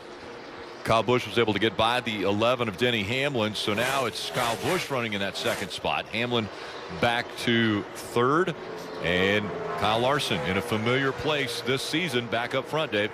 And Rick, one of the reasons why he's run up front this year is because of the feedback that he gives crew chief Cliff Daniels. Now, Cliff told us this week on a Zoom call, and Jeff Burton, I know you were integrally involved on that Zoom call this week. He said it may not be adequate feedback for people that don't know him, but I've studied Kyle. I've watched the feedback that he gives in his sprint car and his dirt late model and how it translates to his cup car. I don't need him to tell me what area to attack. I know what questions to ask when he gives me feedback, and it's worked out very well for him this year. Yeah, Dave, that was a fascinating conversation, how he talked about he really paid attention to Kyle's dirt racing and what the language he uses when he's racing dirt and how he likes his cars and how he likes to communicate it so he can put Kyle in a position where he's comfortable with that information. And that has clearly worked for them. Great work learning your driver. We saw earlier the 22 car had his trouble on pit road, had to come down, tighten up lug nuts. He has only gotten back to 21st place, guys. With 31 laps to go in this stage, he came in here a point behind the cut line, and he right now, if things stay the same, doesn't look like he's going to gain points. And also Christopher Bell, we saw that right front damage, he's only gotten to 25th, so a struggle for both of these teams right now early. William Byron putting the pressure on Kevin Harvick down into turn 1 and 2, battling for 5th place. Watching William Byron run top 2, top 3 lap times every single lap. He'll lose a little bit of pace trying to get around this 4 car, but he's definitely got a quicker car than Kevin. There you see how he's marched up through the field.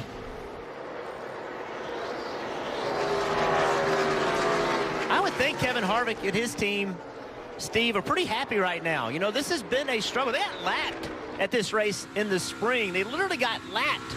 And right now, although not winning pace, certainly top 6, top 7 pace. Yeah, I mentioned Atlanta was the last mile-and-a-half track back in July. Even there, he was outside the top 10 in 11. So, that was improvement from being lapped here in the spring. Showed improvement in Atlanta, and now here he is inside the top 10.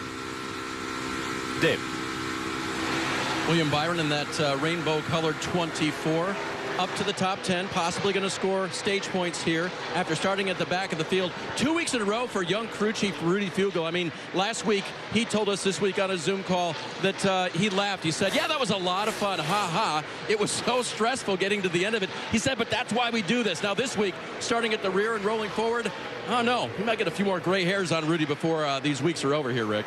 Well, they have to rely a little bit on the playoff points that they bring into these playoffs and this round. So they had 14 playoff points that put them just above the line. But again, as you mentioned, Dave, having to start at the back and work your way up. Every position is worth a point, and there are points given at the end of each stage. So they're going to be fighting for every point they can get at the end of each stage. Kelly.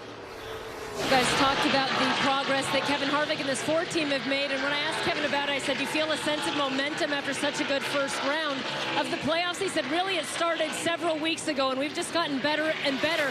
And some of the competition has taken notice. I had another playoff crew chief told me that what makes this Ford team so deadly is that they always finish where they should. Between Kevin Harvick and crew chief Rodney Childers, they just don't make a lot of mistakes. When I asked Kevin about that as well, he said, that's exactly what we do. And so many of these other guys are incapable of doing it. He said, I feel like that's why we're still in this. Look at last week. It could have been catastrophic for us at Bristol. We still came away with a runner-up finish. That's where their strengths are. On board with Kevin Harvick here, well in the 4th place position on the bottom of your screen, the 12 of Ryan Blaney. Listen in. Is it chatter or vibration? Vibration. I thought it was chatter at first. I don't think it is vibration. I feel really good about the patterns I'm looking at. We have had tires have vibrations here. All right, let's dissect that. That's a conversation between crew chief and driver, trying to dissect vibration or chatter. Chatter would be perhaps a tire itself, not a loose wheel. When he says he's confident about the patterns, that's the lug nut patterns on the pit stops. He feels that they have enough lug nuts tight. Unfortunately for Ryan Blaney, he's trying to dissect this with 24 laps to go at over 175, 180 miles an hour. A lot of points to be gained if he can stay up inside the top 10.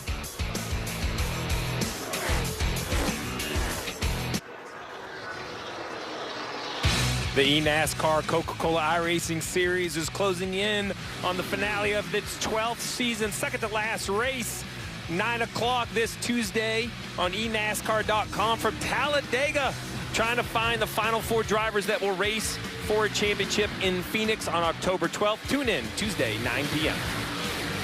$100 grand, right? For the winner of this series? The champion in Phoenix will win $100,000. So their format's a little different. Basically, they go from 12 to 4.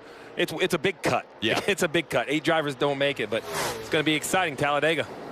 Let's get a few updates. We'll start with the 19 of Martin Truex Jr. having to start in the back, Dave.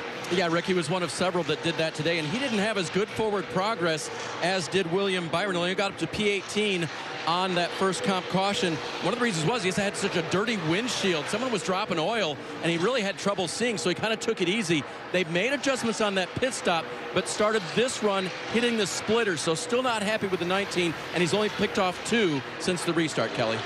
Just behind Truex is Brad Keselowski, a 3-time winner here at Las Vegas. He was runner-up in the spring as well, but it sounds like they still got a little bit of work to do on this 2 to get it to Brad's liking. Have a listen. Balance is not terrible here. A little free off of 4, but not terrible. Just feel like I'm missing 50 pounds of downforce, you know? So balance not terrible, but I'll let you guys in the booth put that into perspective. What's it like? I think he said he's missing 50 pounds of downforce. Explain that for us. Well, Kelly, he's just overall doesn't have the grip that he wants. He's not really way loose or way tight. He just wants to be stuck in the racetrack better. They may not have as much downforce dialed into this car as other teams, thinking that as this race track gets cooler when the sun goes down, then you don't need that downforce. So maybe this is a play to have a better, faster car later in the night. Steve, that's a popular request from a driver. I need about 10, 20, 30, 40, 50 more pounds of downforce. I just need more grip, but that is one. I mean, how do you do that? You can't just add more grip to overall car. We work on the front or the back, but I don't know about just making the whole car have more grip. No, but one thing we can do is as that sun goes down and the temperature's cool, I put a little more tape on the nose of that car. That'll add a little bit of front downforce, take a little drag away, and then maybe mess with that rear ride height a little bit. But that big spoiler back there, maybe that's the plan for the 2 car. At least that's what I'd be selling. Yeah, I'm sold. Look at Tyler Reddick in the 8 moving very well along the wall here at Las Vegas Motor Speedway up against the fence as he's going by Harvick now for the 7th spot. Tyler Reddick started off in the playoffs but was eliminated out of the round of 16.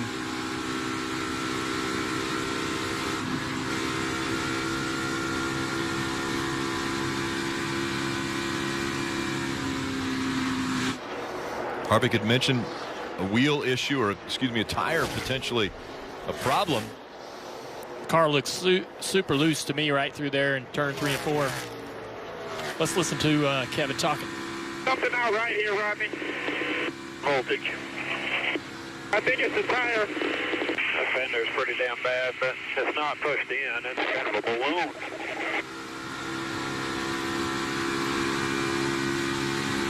So a whole conversation talking about the tire. Remember, he has that damaged Junior that you pointed out so well when he ran into Matty D, or Matty D ran into him. Not sure how you could tell down the straightaway. You can kind of see it on the right front. It's just, you know, I don't know how you politely say it. It's just not right. It's not the shape you want. There's some damage. You heard the word balloon. Remember, these machines are finely tuned, not only in the wind tunnel, but when they're put together, even if they don't go to the wind tunnel, to the 1,000th of the inch, if you can believe it. I'm talking thickness of a credit card is where these sheet metal pieces need to be. So that has moved an inch or so on the right front. These drivers, crew chiefs, are trying to figure out exactly what's going on. Dave. Listening in on the 12 of Ryan Blaney has been just a little curious lately. Listen here. Yep, worst fear happened. Pumping hot water like I knew it would. Said it's pumping hot water like he knew it would. I'm trying to figure out, I believe that might be a cool suit issue, guys. We'll check further into it. Oh, boy. Yeah, that's what it sounds like. And that's, the question is, I think some of these units you can actually unplug them and the water, you can drain the water out of them. But if not, if he has a system where he can't get that water out, that vest is going to sit there and that water is going to get hotter and hotter. It's 94 degrees out here today. It's going to make for a long night for Ryan Blaney. Track temp 120 degrees and could be in some very hot water as we go NASCAR nonstop. When we started Carvana, they told us that selling cars 100% online wouldn't work.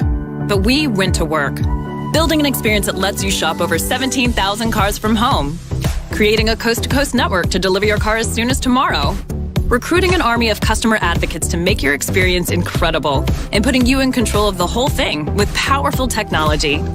That's why we've become the nation's fastest-growing retailer with powerful technology. That's why we've become the nation's fastest-growing retailer, because our customers love it. See for yourself at Carvana.com. Welcome to Allstate, where we've just lowered our auto rates.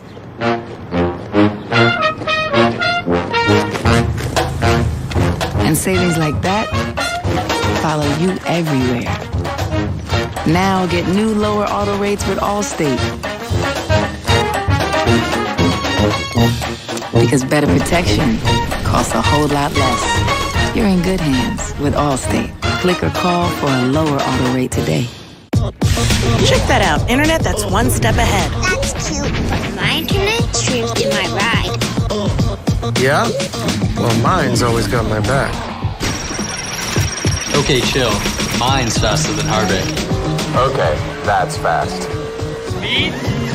My internet's so fast, it keeps up with me. Yep, that's because you all have the same internet. Xfinity X5. So powerful, it keeps one-upping itself. Can your internet do that? For those that were born to race, we've got you. To those that toast friendships and rivalries, or crave that sweet taste of victory, we've got you too. For those that play hard, lead the pack, and set a new pace, or tip their hat to tradition, we've got you. Find all the gear you need all season long at NASCAR.com/shop. It's not just a match between the last two Premier League champions. It's heavy metal football. What a move that was by Liverpool. Versus a well-orchestrated symphony. Just had the mark of Manchester City. It's heart-pounding, full-throttle excitement. 100 goals for Salah. Against a calm, tactile tempo. Simplest of finishes. It's Liverpool, Man City. Wake up with Premier League mornings next Sunday on NBCSN. You're watching the NASCAR Cup Series playoffs. It's the South Points 400 from Las Vegas Motor Speedway. Under 5 laps to go in stage 1. I want to take a look at the Cup Series playoff standings brought to you by Xfinity. And Larson out front, the leader, coming in 59 playoff points, looking for his 60th if he can get a win here. Christopher Bell, you see him 20 points now below that cut line. Had the damage to the right front coming to pit road. Logano, Keselowski, Harvick, all right now below that cut line, but every position is a point, and points are awarded at the end of stage 1 and stage 2 if you finish in the top 10. So these guys fighting for every spot they can get. So you mentioned Keselowski, Alex Bowman, Joey Logano, Christopher Bell. Right now, they're the 4 that are not going to get any points right here. Keselowski currently in 11th, Bowman 12th, Logano 15th, Bell back there in 22nd. Larson now has led 33 laps, closing in on what Hamlin had led earlier, 34 laps. There's his 34th lap led. The highest non-playoff car, Tyler Reddick in the 8. Thought he was going to be in the playoffs. It was crazy how it kind of slipped out of the hands of RCR between the 3 and the 8 as they came down the stretch. Unfortunately for Tyler Reddick, just wasn't able to continue, you know. So it was crazy. Was eliminated after 3 races. I thought his teammate Austin Dillon was going to be in there as well. I think that battle down the stretch had to weigh on the mind of Tyler Reddick. He did an okay job, just couldn't quite get there. And it's too bad because you see how well he's running here. This is the type of track up high against the wall. I wonder how it will maintain as the track cools, but running in 7th, just enjoy the experience. He was in the playoffs. He felt the pressure. It'll help him.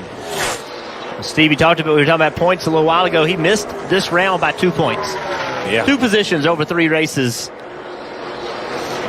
Yeah. We were talking about points a little while ago. He missed this round 3 races. Where I can remember, I lost 2 positions. In Bristol, he comes back and wins stage 1 here at 15th stage win already this. Kyle Busch, the Las Vegas native. Byron, after starting at the back.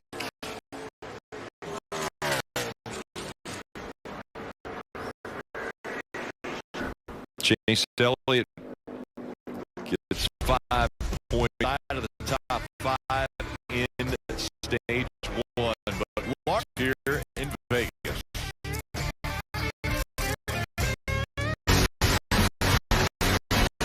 NASCAR on NBCS is brought to you by Ford. Built Ford proud. Credit One Bank, the official credit card of NASCAR. Visit GoCreditOne.com. And by new Coke Zero Sugar. Now even more delicious. Daniel Suarez hosting his fan group, Daniel's Amigos, at the track to celebrate Hispanic Heritage Month. Daniel's Amigos, that's a collaborative effort between NASCAR and Coca-Cola and Trackhouse Racing, engaging with the Hispanic community. There are 370 guests here. Over 70% of those, it's their first NASCAR race. So welcome to Las Vegas Motor Speedway. They were able to enjoy a Q&A session with Daniel. He was talking about authentic Mexican cuisine, music by a local mariachi band, as well as special access to Victory Lane. So a lot of fun as we now see the field making its way onto pit road. Kelly?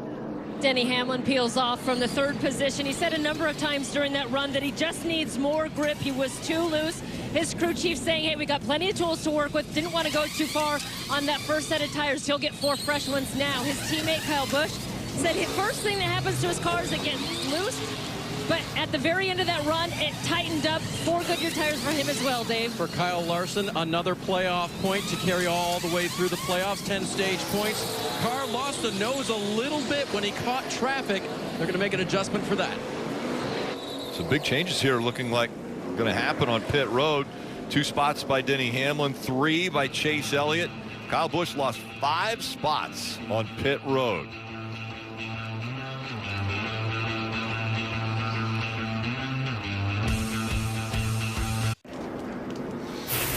Time now for the Carvana IndyCar update. Steve, big day for the 24-year-old from Spain, Alex Palou. Yeah, his closest competition for the championship had an award contact early, was unable to continue. That left it up to Team Penske and Joseph Newgarden or Ganassi and Alex Palou. Alex Palou with the championship, his dad in attendance. Great scene out in Long Beach. Exciting young man, going to do great things in the sport. Jimmie Johnson, our NASCAR 7-time champ. He was 3rd in the rookie standings after his first year. Yeah, and just ran all the road courses too, so it didn't run the ovals at all this year. All right, let's get a few updates from the Peacock Pit Box with Hall of Famer DJ, as well as our big man Brad Doherty. DJ, you know, we talked about it in that first stage. It was pretty uneventful.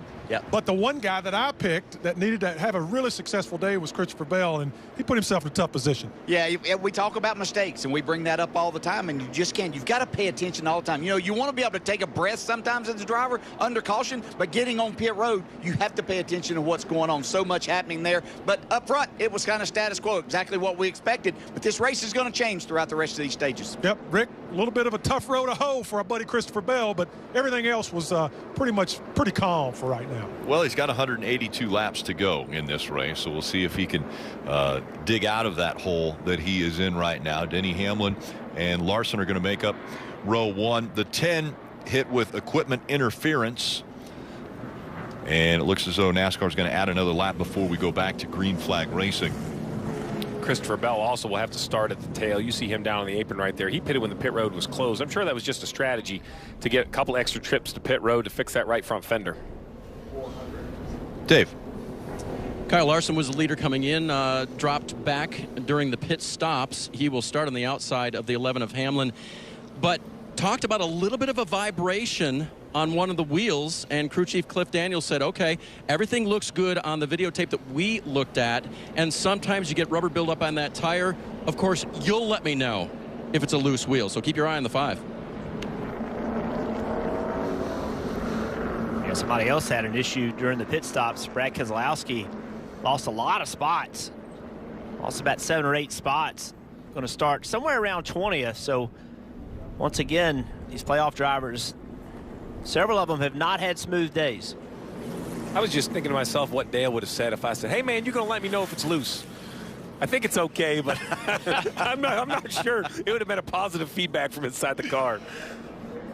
It might have been something like, I'm letting you know right now. Let's just take it off. Well, it's great that y'all have the information now. You know, the pit crews have that information, the pressure tape and all that to understand, hey, man, we got them all tight. All the information tells us we're good. That helps me as a driver, I think, you know. Go out there and stay committed to being on the racetrack, not losing that track position. They talk to all of the crew members that go over the wall. They also have video of it, so every single crew member can have a shot to say, okay, I hit all the lugs, or you know, we did whatever we needed to do. It's amazing what you see when you slow that video down with their hands. All right, the field approaching the Geico restart zone as we are underway. Stage 2.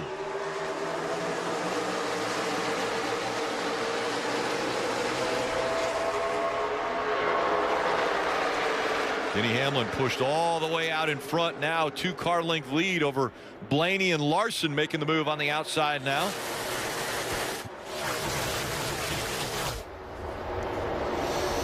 Three and 4 wide, jockeying for position as they dive into turn 3.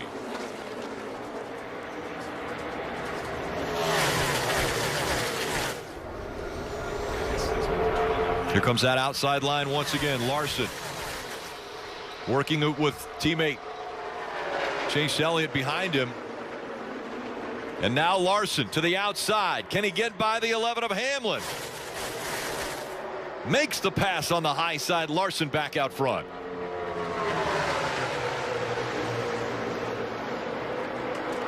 Real quick. House cleaning as we see Larson take the lead. The 20th Bell, I thought he was falling to the back just because of the penalty for pitting early, but he actually lost a lap, didn't beat the pace car off pit road under the repairs. So Christopher Bell, one of the playoff contenders, currently 30th a lap down. We'll have to keep you updated. And the hole gets deeper for the 20 team. William Byron again starting at the back of the field to start this race. Now up here fighting for the 3rd spot with teammate Chase Elliott.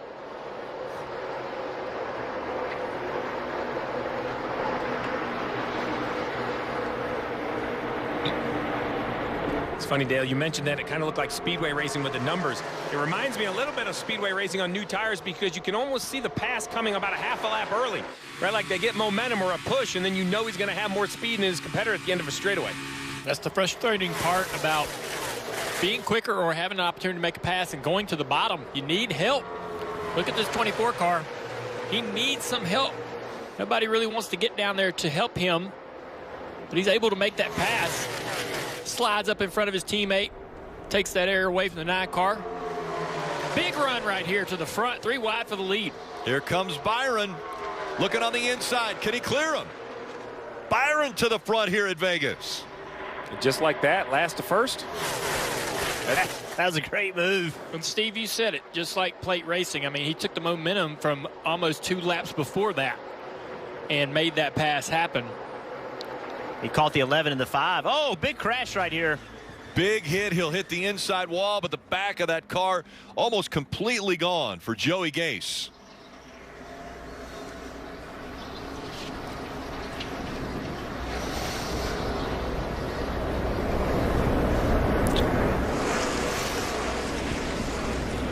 Joey Gase, the 2015 Comcast Community Champion Award winner, as the AMR safety team gets to him. It's obviously a huge impact. See him taking the steering wheel off, throwing it onto the dash.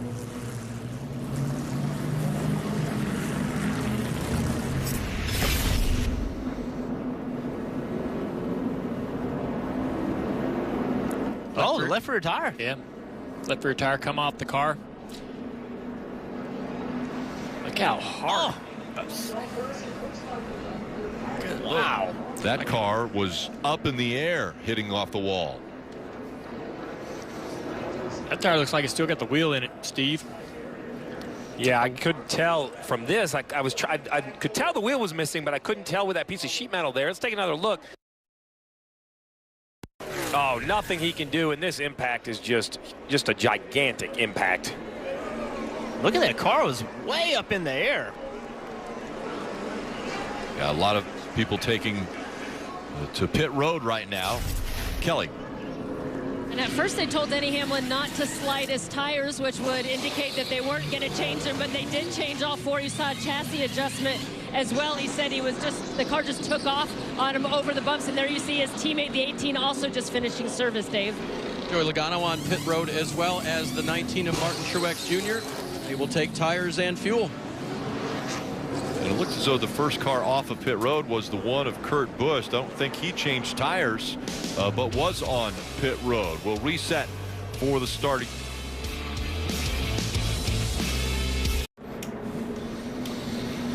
Tuesday, TV's most anticipated news show is finally here. Don't miss the premiere of La Brea, Tuesday on NBC.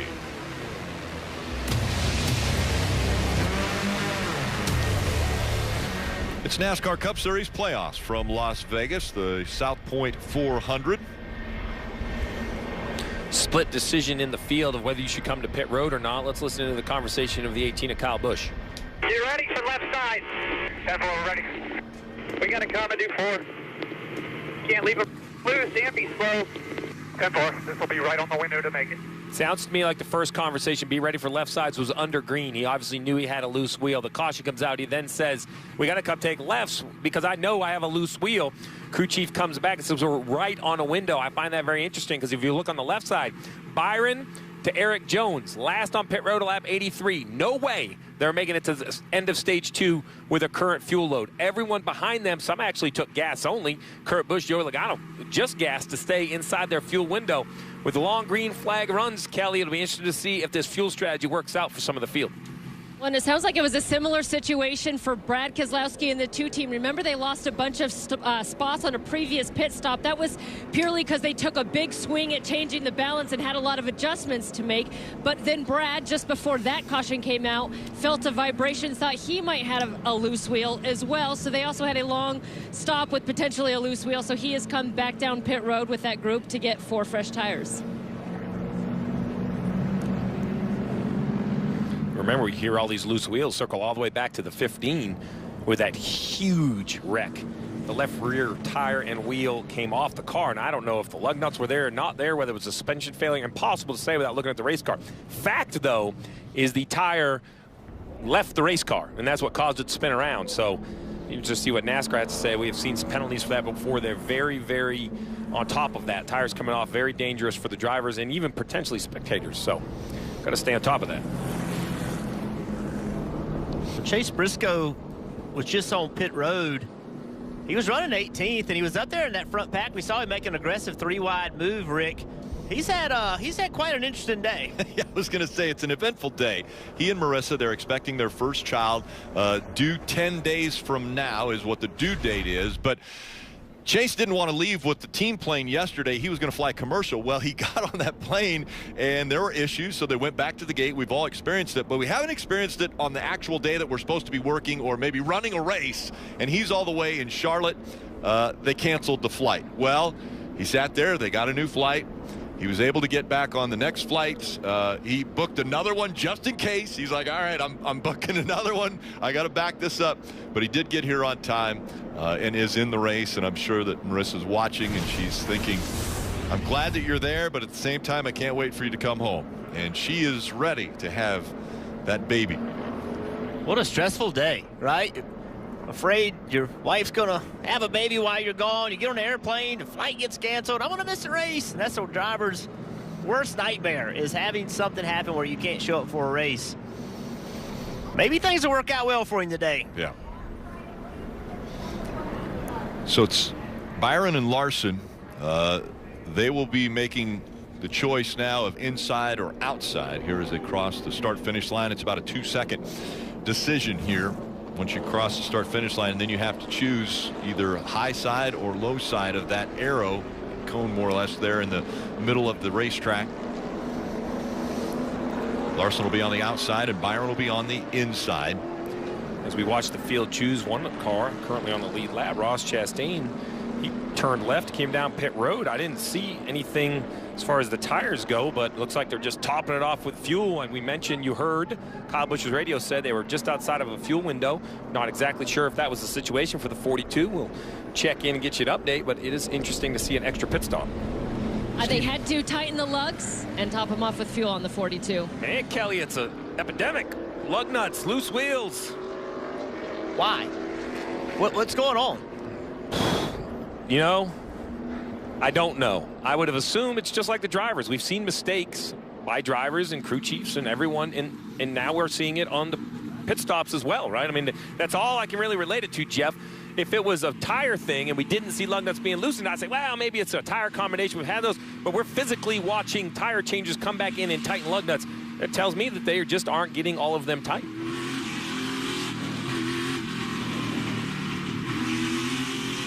Tires off, warming them up, getting ready for the restarts. Still 63. It'll be 62 to go in stage 2. So keep your fantasy team lineup in mind. You have 62 laps to make a decision. Field approaching the Geico restart zone. Back under green.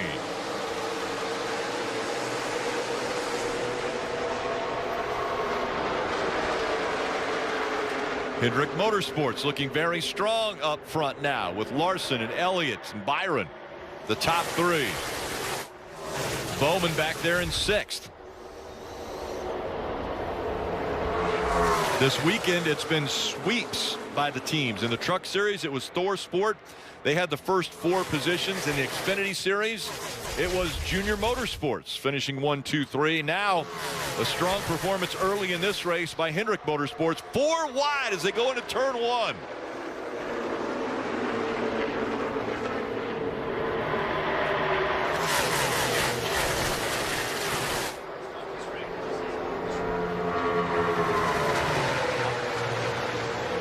Larson out front, side by side for second. Byron on the inside, Elliott on the outside.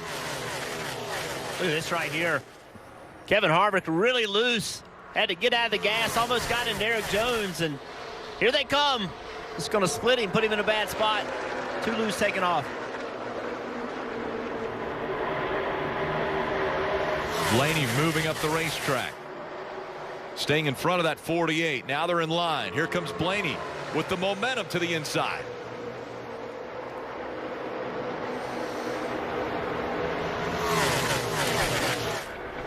Larson now under fire for the race lead. Elliott looking inside. They go all the way to the apron.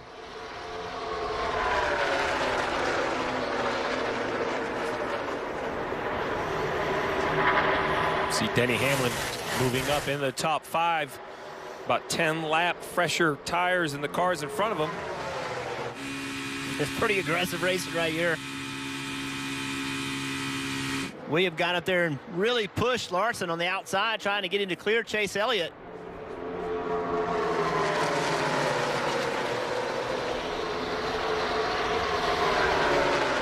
We've seen this so many times. Good cars, bad cars. You just can't get away, right? The way this aerodynamic package works, you know, and if you lose that track position and get back outside that top 5 or 6, it just seems like you're under attack from every direction. Alex Bowman right there. He had an opportunity to jump to the inside, decided not to, did not take that run, stayed on the outside. Ryan Blaney just pulled right in front of Denny Hamlin. It looks like he almost had to slam on his brakes from running into the back of him. He just loses so much downforce when that car pulls down in front of you. You have no choice but to lift off the throttle. And the way these cars look right now, Steve, everybody's pretty much wide open. It's just going to get more and more similar to this. More guys are going to be able to run wide open as it gets later in the evening. It's going to turn more and more into what we're going to see, or what we're used to seeing at Daytona and Talladega. A lot of crazy moves, a lot of blocking. Yeah, you look at the bottom left, you mentioned it, on board with Kyle Larson. 5 green lights.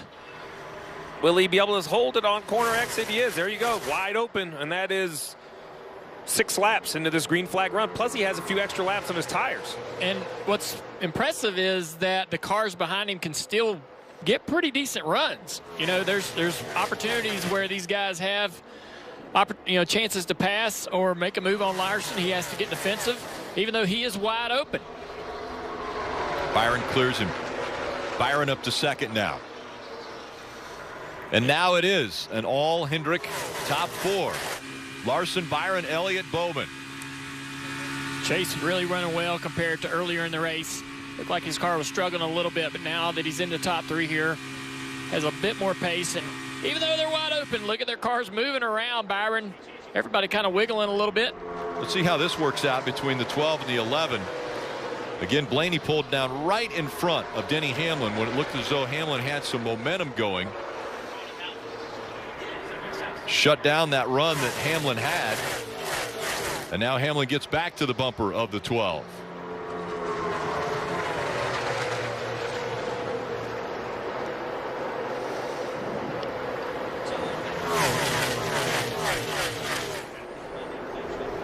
Blaney with another run as he goes to the outside of Bowman.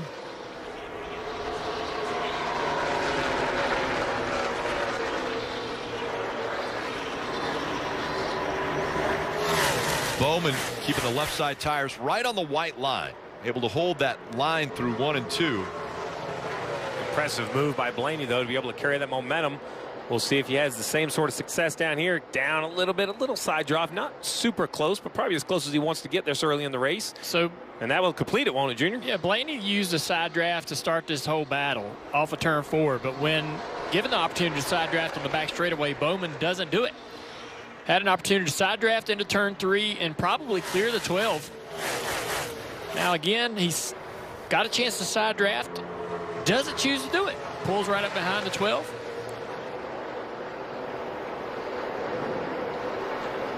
Dave, what do you got on Blaney? Well, as Bowman loses all his momentum right there. Blaney believed he was losing momentum, and what about the nose of that 12 car? He hit something, and then the car was plowing tight, according to the driver. Now, that's plowing tight in 4th place against the field, but kind of concerned about the handling change that was like a light switch suddenly on the 12. Yeah, looking there, Steve, don't see any damage. You have a better eye at that than I do. It's always difficult between the drag ducts and the ductwork and the shape that all these manufacturers have on the nose. I can't make anything out, but the damage could be just as easy. The splitter, under that nose, the splitter and the ductwork is as important as anything on the exterior of the car. So maybe that's damage they're going to have to see under a pit stop. Kelly.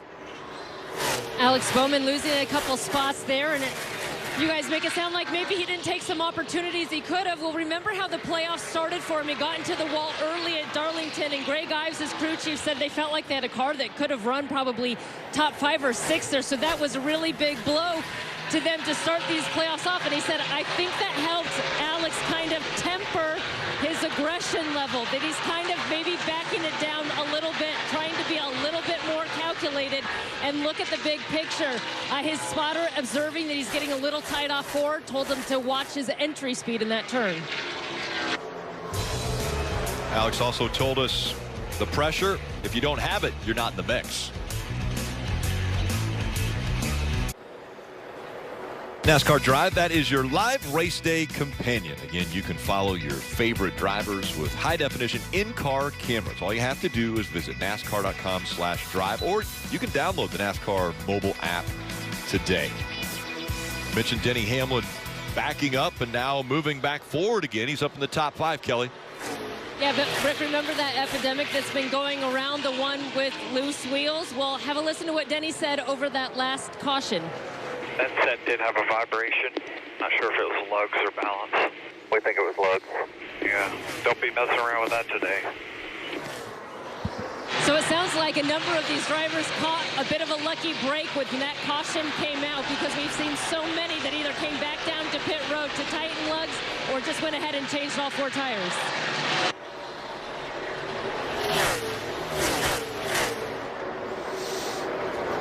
So Denny Hamlin right now chasing after his teammate Kyle Busch. Those 2 Toyotas running up into the top 4. Now a message from Toyota. I am not waiting until Daytona to get that new Tundra on the track. Hey, good night.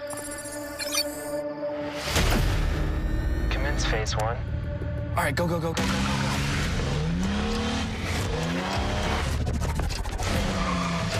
Kill the lasers, I'll get us through the door. I found the Tundra. We have to take down the security. The fuse box should be right behind this door. Which one is it? Hold on, I got you. I got it. Securing the package now.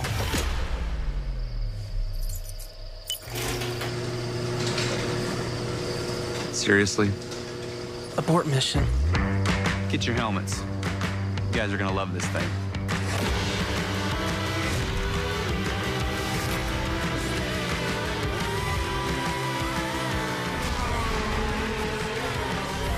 Kyle Busch currently running in the 3rd position, and he is about 3 seconds behind Kyle Larson. It was Larson and Byron. That battle was heating up, and then it's cooled off again. Byron a second back from Larson. Dave. Keep an eye on Martin Truex Jr. in that 19. Remember, started at the back, working his way forward. Not completely happy yet with that race car. As it restarted, it was loose in, it was tight off the corner, and it was hitting the splitter. It's come back to him a little bit now, and he's made a little bit of ground just past Kevin Harvick, Kelly. He did. So Harvick now running 12. Still looks like it's better than they were here in the spring, but remember they had some damage to that fender. Well, Kevin has said, I feel like if we can get that fender fixed, we can actually pass some cars because it turns really well through the center. Whereas crew chief Rodney Childers said, look, I don't think we can make it any better than it already is, so we're just going to have to adjust through it with what we've got. 22 of Joey Logano making a pass there on Harvick, now going to the high side. He was told by his team, that's where you're making the most time. Keep it up in that direction. His car, balance-wise, has been mostly to the tight side today. And running 14th is Brad Keselowski. They have taken some pretty big swings at this car already today, trying to get the balance better, but I'm not sure how much this helps because Brad has said that he's just landing too harshly in turns 1 and 2 to actually complete a pass. He said it's the harshest it's been through those turns. Some great information from down there. I like what Rodney Childers had to say about the fender of the 4. You got to be very careful because while you do want to repair it, try to do it in a hurry. You can break that seam and then you have a bigger issue than the messed up fender. And then to add on that harshness for the 2 car, what I've seen before is if your car doesn't turn as well, the front tires get a little tight, it actually rides rougher. While you haven't done anything to change the actual ride, there's been no suspension changes, the balance, just the front tires not working as well, will actually make the car feel rougher for the driver behind the wheel. You guys have all mentioned that the track temperature and the sun beating down on this track is going to change the conditions of how these cars race. And already 1 and 2 completely in shade, and now the front stretch almost completely in shade as well, as the sun again sunsets here at Las Vegas, 6:32 local time, closing in on 6 o'clock. We're at 5:43, so getting a little bit closer to that as we look at William Byron still running in that second spot, falling back now 2 seconds back, Dave. And representative, Rick, of that group that pitted last on lap 83, we were wondering, could they make it to the end of the stage? What's the 24 thinking? Here's a scenario over here. Those guys that pitted with that long caution can just now make it to the stage, so they're not going to pit. So we're judging what we're going to do, which we can run all the way to like lap 150 on what we do for that to try to stay in the lead lap. So we don't get a caution before that 150. We're going to have to pit, and a lot of those guys won't. So laying information to you. Just a heads up, driver, you may need to give up that position because you don't have enough gasoline. So basically the cars that pitted 10 laps later, if they can make it, that means the 24 of William Byron is 10 laps short. That was the lap 150 number. The end of stage 2, lap 160. That's the issue that they're talking about. What he said was, what I liked is we'll kind of try to come up with a plan to stay on the lead lap. Running second, coming down pit road, you know, you don't have to take tires. You're only going to run 10 more laps. So very important right now for their simulation, because Larson has to pit, Byron has to pit. They have to figure out the first car that doesn't have to pit, probably Kyle Busch. So now the question is, can you come down pit road, take a splash of gas, and accelerate without losing a lap? Very difficult to do at a racetrack where you lose 32, or excuse me, where you're running 32-second laps. Great report from Kelly about Kevin Harvick. Let's go on board and listen to what they're talking about. Shots off of Shane's helmet camera of the fender. I don't think there's anything we're going to do to make it any better than what it is. Kind of is what it is. We're just going to have to adjust to it, do the best we can with it. That's good information, Steve, coming from Rodney Childers. They actually used the camera from the tire changer that's mounted on the tire changer's helmet. They were able to look at that fender, get a great close-up of it. And Rodney's saying, hey, look, we're not going to be able to make it better. I think a couple things with that, Steve. Number one, it's going to hurt their performance today. But number two, if they are able to advance out of this round, they are not going to be able to learn as much from this race to be able to apply to Texas and Kansas. So this race, right now, it's hurting their performance. It's hurting their chances to get it out of this round, but that damage can go further in Texas and Kansas as well. Yeah, going to have to make adjustments to it. Another option for those cars that have to pit, Rick, is you take 4 tires and fuel, and then at the end of the stage, you just take the wave around and get back in the lead lap, and then you lose a little track position. A lot to be decided here with 31 to go in stage 2. That's why the crew chiefs all make those calls.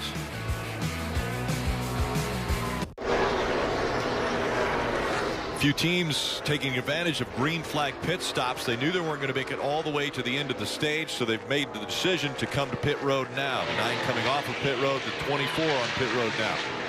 William Byron is there, Rick. Sorry about that. And he is going to take his 4 tires and fuel now, or will he just take 2 to go, getting ready to roll? Just 2 tires. Yep, now just 2. And I believe it was because that was so slow, Steve. That's why they aborted the plan. Yeah, he had to abort, right? He didn't want to lose more time. So the call for these cars right here is to come to pit road. The plan was 4 tires. Get back on the racetrack with 27 to go. Try to use those fresh tires to unlap yourself and at least be on the same cycle as the cars we don't expect to pit. But the 24 of William Byron, a slow right front pit stop, and Rudy Fugle making the call saying, listen, we got to go with 2. We can't sit here any longer, as this right here is a great battle between teammates Denny Hamlin and Kyle Busch. Great job by the pit crew of the 24, not already having the left rear lug nuts off. I've seen that become an issue, and a great call for 2 tires turns into calamity. It seemed like it went okay for the 24. These 2 are fighting for the 2nd spot right now. Kyle Busch has it. Denny Hamlin trying to take it back. Both of them on a different pit cycle. They came on lap 93. Steve potentially can make it all the way to the end of the stage. Yeah, and I would assume with 26 to go and seeing these other cars come to pit road, if they are a lap or 2 short, I'm sure they are saving fuel. The crew chiefs are given that information. For this strategy to really work out, they do not want to come to pit road.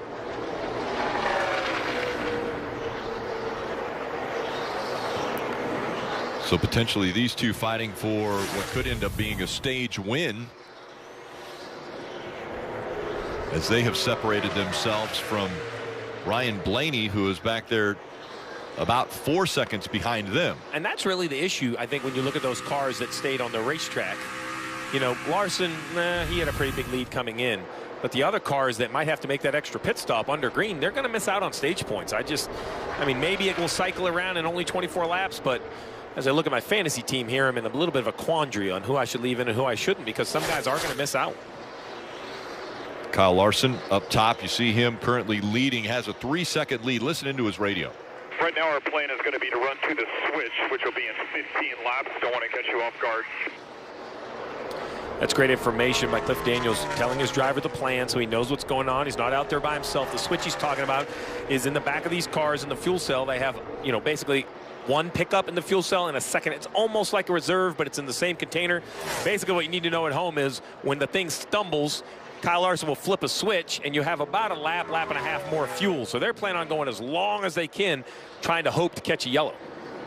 What happens if he gets to turn 4? He's obviously not going to come to pit road. It stumbles. He hits that switch. Does he have enough fuel to make it all the way around onto pit road and it refire once they put fuel in it? Well, it shouldn't even shut off. These are all engineered to run one lap at the longest track, longest oval. We'll call it Pocono or Indianapolis when we used to run at the oval at Indy. So, you know, that's the idea, is even if it ran out at the end of the backstretch and you didn't have time, you would have, you know, to pit, you could run another lap. So the problem with Byron and Chase, so Chase is, you know, has 4 new tires. He's got decent pace, 3140s. I still think he's about a third of a lap behind the leaders. I don't know if he'll be able to get there. Byron, not being able to put on those 4 tires, is running the same laps as the leaders. He's no faster, so there's no chance for him to even run these guys down. And even when the caution comes out, to take the wave around on only use left side tires, they're in a really bad position right now. Yeah, that's why I was actually surprised that they chose to come. They must have felt that they could unlap themselves with fresh tires, because what the 5 is doing, they're just going to put on tires and fuel and take the wave around. So if we pick up, the 5's really leading, but let's pick up the 11 and the 18, because they're the important cars in reference to this car, the 9 of Chase Elliott. You mentioned it. It's a quarter lap. I mean, he is a little quicker, but with traffic, it is so hard to figure out if he's going to run him down or not. He's got 20 laps to do it in. Well, he's 0.2 of a second faster. That's essentially with the tires right now. It's only about 0.2 of a second. So if Hamlin doesn't slow down quite a bit more on these older tires, it would be very difficult for him to get to him. And then the problem is, you know, we've seen so much green flag racing that if you enter that final stage at a little bit of a deficit, I'm not saying your day's over, but it's just really, really hard. You see on the bottom left, that's a great graphic to show you 5 leading. The 11 basically start finish line now, heading into turn 3, the 9 of Chase Elliott. That is more what crew chiefs look at. So on top of the pit box, we kind of call it the dancing ants, because all the little numbers go around and it looks like ants marching around the racetrack. What that allows us to do as crew chiefs is to see where you are relative to other cars, where you may, there's even predictive software that says if you pit now and change 2 and or 4, this is where you re-enter the racetrack relative to traffic. So a lot is going into these strategy calls by the crew chiefs. Now that lap, Chase Elliott was about 3/4 of a second faster. So at that pace, he's got a shot. And again, Rudy Fugle made the verbal when he was on pit road to only do 2 tires. And so that has put William Byron in a little bit of a hole here. Larson still on the track. He'll be coming in a little bit. Guys are still chasing after him. We go NASCAR nonstop. We're Carvana, the company who invented car vending machines and buying a car 100% online. Now we've created a brand new way for you to sell your car. Whether it's a year old or a few years old, we want to buy your car. So go to Carvana and enter your license plate, answer a few questions, and our techno wizardry calculates your car's value and gives you a real offer in seconds. When you're ready, we'll come to you, pay you on the spot, and pick up your car. That's it. So ditch the old way of selling your car and say hello to the new way at Carvana. These are the people who work on the front lines. They need a network that's built right. That's why we created Verizon Frontline, the advanced network and technology for first responders.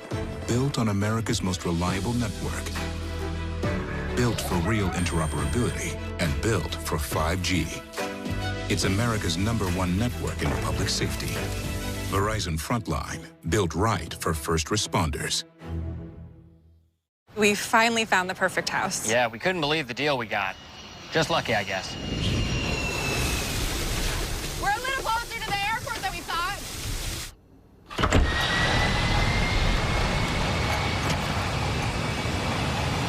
At least Geico makes bundling our home and car insurance easy. Saving us so much money. Hey. How was your flight? Good. Morning, Ted. For bundling made easy, go to geico.com. Talladega isn't fair. It's not supposed to be. And it doesn't want to be.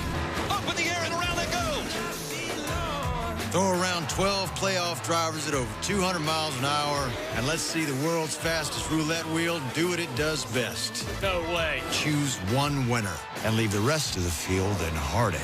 The NASCAR playoffs continue at Talladega next Sunday on NBC. Talladega isn't fair. It's not supposed to be.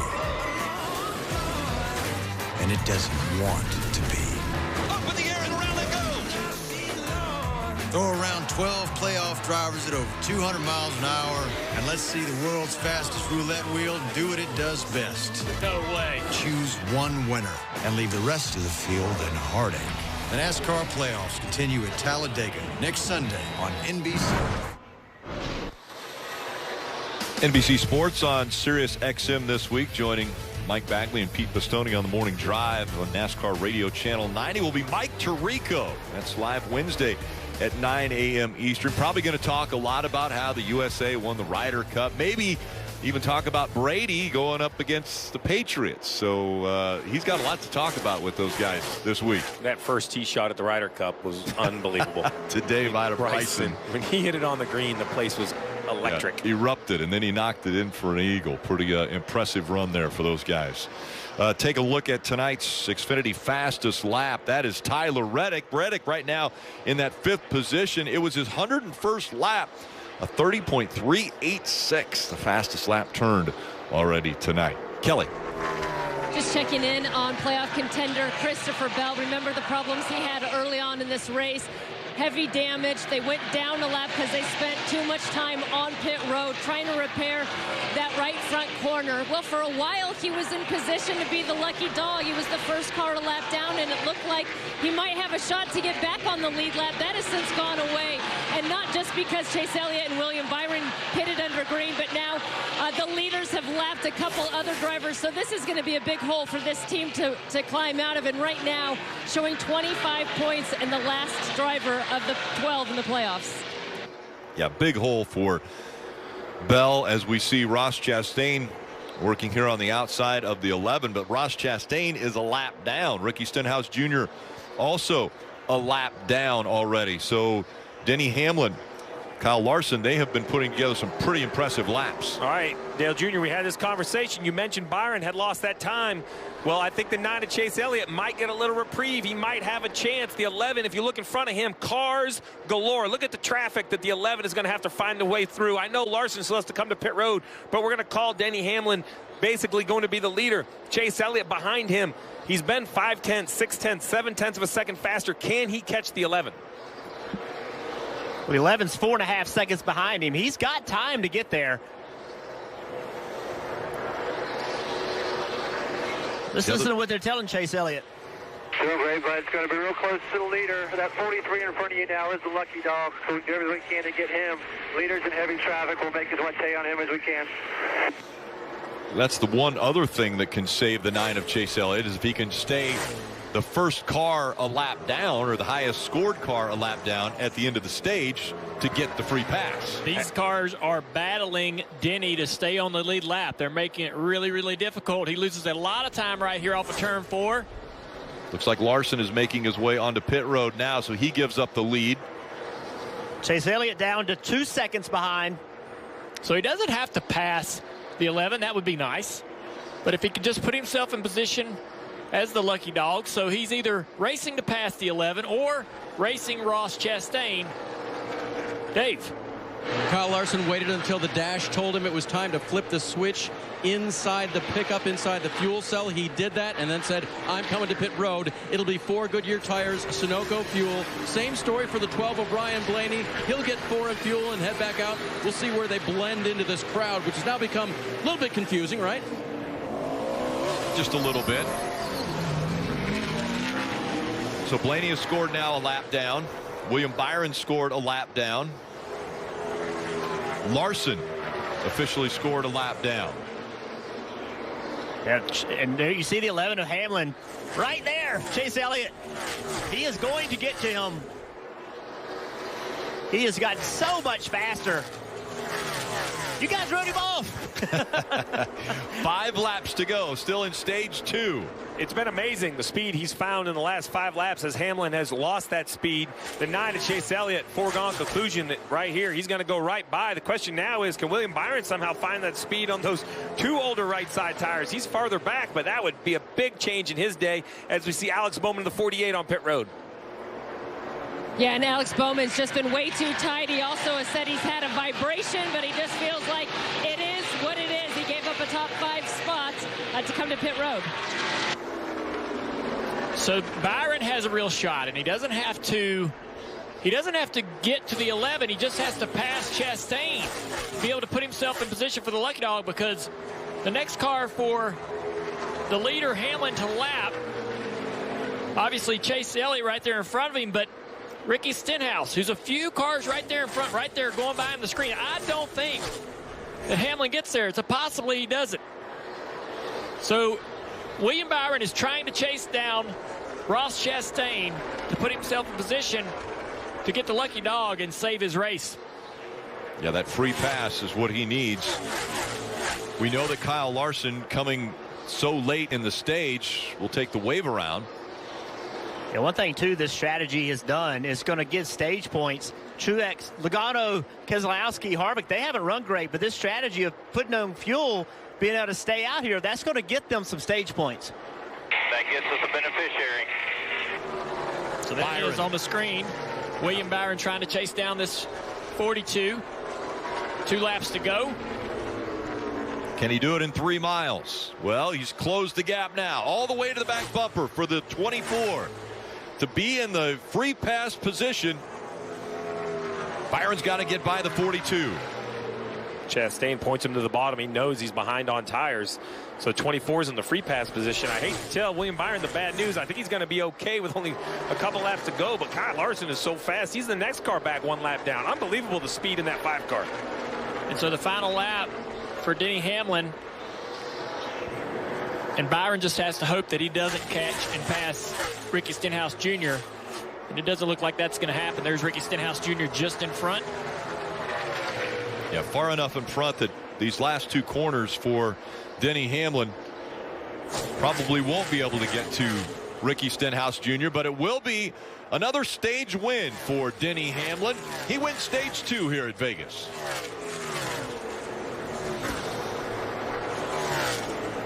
Joe Gibbs Racing 1 and 2 in stage 2. Tyler Reddick, a good run in 3rd. Martin Truex Jr. 4th. So more stage points for the 19 team. Joey Logano is 5th. Keselowski, Kurt Busch, Harvick, Austin Dillon, and Bubba Wallace, it looks like, will gain a stage point for finishing 10th in stage 2. Only 1 stage remains, and at the end of that stage, if a playoff driver finds victory lane, it is a free pass all the way to the round of 8. A win, and you advance.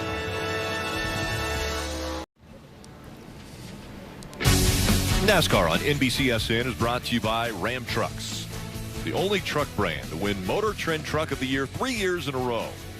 And by South Point Hotel, Casino, and Spa, where the racers stay in Las Vegas. And as they do every year, South Point brought their usual Las Vegas flair to South Point 400 race weekend. Saw the famed Budweiser Clydesdales, drivers Riley Herbst and Kurt Busch, as well as SNL alum and South Point showroom performer Jim Brewer, a part of the weekend. Field getting ready to come to pit road. Those that have planned out coming to pit road here, not having to potentially take the wave around.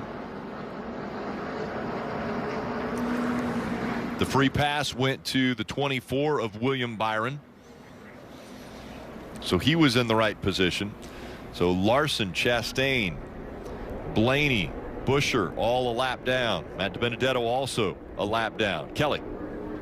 Denny Hamlin picks up another playoff point by winning that stage, and he said the 11 car was much better that run. He had a lot more stability, but towards the end it got really, really tight, especially in traffic, so they'll adjust for that. His teammate Kyle Busch said they went too far on their last adjustments, and his race car was just way too tight throughout the whole corners. 4 Goodyear tires, Dave. 7 stage points there for Martin Truex Jr.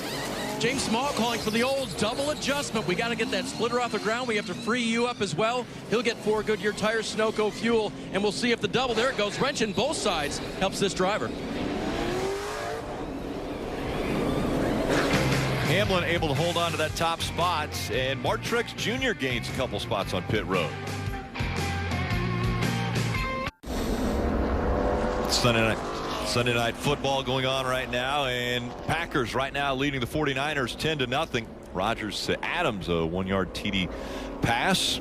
Devontae Adams with that, and that puts them up 10-0. There was a 54-yard field goal already by Crosby to add to that. I want to check in with DJ and Brad on the Peacock Pit Box. You know, DJ, we've seen a lot of mistakes on pit road today. I mean, more than usual. And, you know, how does travel affect that? I mean, these guys coming out here to Vegas from the East Coast, how could that affect what's happening today? Yeah, you know, there's a 3-hour time difference. They don't come in on Thursdays anymore to get acclimated a little bit more. Plus, it is Vegas. I'm sure that, you know, some of them had, not saying they stayed out late. It's just a matter that they might not have got into the, get the rest that they needed. And then being out here all day long before this race starts out later. So, you know, that could be part of it, but we're seeing a lot of mistakes on pit road. Gonna have to clean that up here in this last stage for sure. Yeah, so Rick, DJ thinks the boys need to get in bed. They're dragging a little bit down here on pit road. Is that what's happening here at Vegas? Let's take a look at the Cup playoff standings presented by Xfinity. And again, if you're below that line, the 8 at the end of the Roval, which is 2 races away, then you are eliminated from the round of 12. You will not advance to the round of 8, and the playoffs would be over for you. So right now, Denny showed as the leader of the race. Any race winner has that opportunity to advance into the next round. Earlier, we saw Joey Gase, the left rear tire come off, slamming into the wall, a very hard hit. He was evaluated in the infield care center. They have now transported him for further evaluation to a local hospital here in the Vegas area.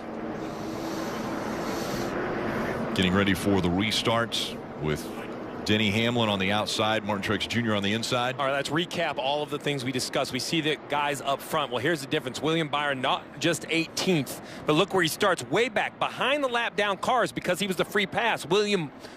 Alex Bowman took the wave around. He starts behind even the free pass. 22nd on the lead lap, but well worse than 22nd on the racetrack with only the final stage remaining. 101 laps remain in Vegas. And an opportunity to advance to the next round of the playoffs.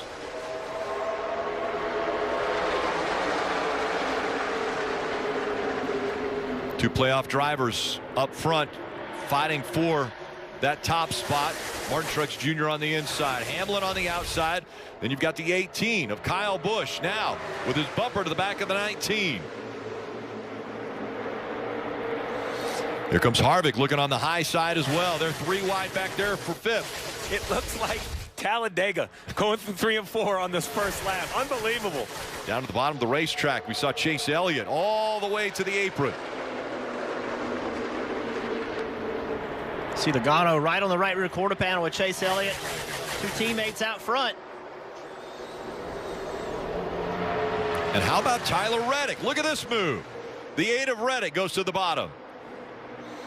Looks like he's going to lose a little momentum now. Here comes Harvick trying to put it right in between the 8 and the 18. Great work by the spotters right there to let everybody know they're 3 wide.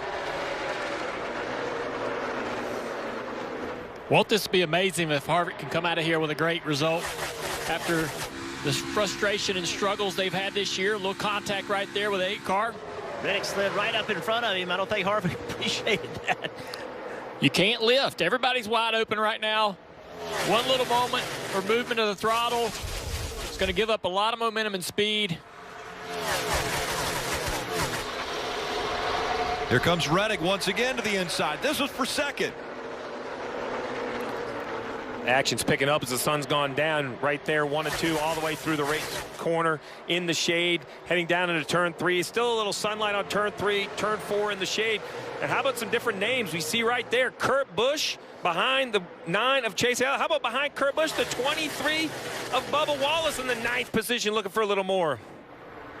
Big run right now for the 2 of Brad Keselowski as he gets by the 23 of Bubba Wallace. Take a look at the Toyota driver update. Bubba Wallace has been as low as 25th, currently running in the top 10 in that 9th spot. Highest he's been today, 8th, but a great run right now for the 23-11 team and the 23 of Bubba Wallace. Chase Briscoe, we talked about his day earlier. You know, what a difficult year for Chase Briscoe. No practice. Rookie driver coming in here. What a challenge, but days like this, running this well gives you so much confidence. The 8 of Tyler Reddick is not letting Denny Hamlin go. Shocked. Wasn't surprised when Tyler Reddick was good in the Sunlight Dale Jr. You know, here, Homestead running the top, but track's cooling, and this 8 car is looking good. That was interesting. When he entered turn 3, he was right behind the 11, and you guys have talked about that dirty air and how it affects him. You could see how Tyler Reddick lost the momentum that he had when he was right on the tire tracks of the 11. Now running a little bit higher, trying to find some clean air to get by that 11. Right here you see William Byron going by the 12 of Ryan Blaney. Last time by, I can't tell if that's a repair on the nose of the 12 or a piece of debris. Steve, they found that hole that we were all looking for on the black part of the front of the nose there, and they worked on that car. So we'll see if, yeah, I believe that's where they worked on it. Great update, David. Caught my attention. It definitely stands out. You saw Blaney right there. He caught William Byron and Kyle Larson side by side, and that creates a tremendous draft. Took full advantage of it, got by both of them. The 12 car I've been looking at, here's the repair that the team does while he's in the pits there. I've been looking at this car, and it's got a ton of speed. As long as that new patchwork is not going to affect the cooling under the hood, this team's done a great job of getting this car back up to speed, and we've seen both of these drivers move around Kyle Larson, and they're going forward. Yeah, absolutely, Dale. Didn't mean to step on you. With 93 laps to go, though, I just want to remind everybody we expect at least one pit stop. That whole fuel strategy from the second stage got confusing. Well, with 93 to go, nobody could make it. They're going to have to come and get some fuel. It was a 63-lap green flag run to end stage 2, so that was the longest green flag run we've seen today. But as you mentioned, Steve, the possibility of this thing going green all the way to the end is out there, and there's still 92 laps to go as we see the 9 and the 4 side by side. Chase Elliott working that low line. Kevin Harvick trying to stay in contact. He can't stay right on the rear bumper of Chase Elliott. Look at Kyle Busch. He's just all over the wall. Entered the corner really high, right against the wall. Keeping a big radius. That's going to get him tons of speed right here on the front straightaway. His brother's trying to go with him. A little right front damage to that one car of Kurt Busch as he goes around Kevin Harvick. See, once again, Harvick's car is starting to fade on a long run. And hang with him for a little while, then they just start getting away from him. Kurt trying to get by Harvick. We mentioned earlier, Alex Palou winning the IndyCar Series Championship. That's a Chip Ganassi Racing entry, as well as the one here of Kurt Busch. We're going to go NASCAR nonstop. You won't miss a thing. These are the people who work on the front lines. They need a network that's built right. That's why we created Verizon Frontline, the advanced network and technology for first responders. Built on America's most reliable network. Built for real interoperability and built for 5G. It's America's #1 network in public safety. Verizon Frontline, built right for first responders. Raw power is an iron fist. Ram power puts it in a velvet glove. Raw power lifts with its legs. Ram power also lifts with its brains. Raw power gets it done.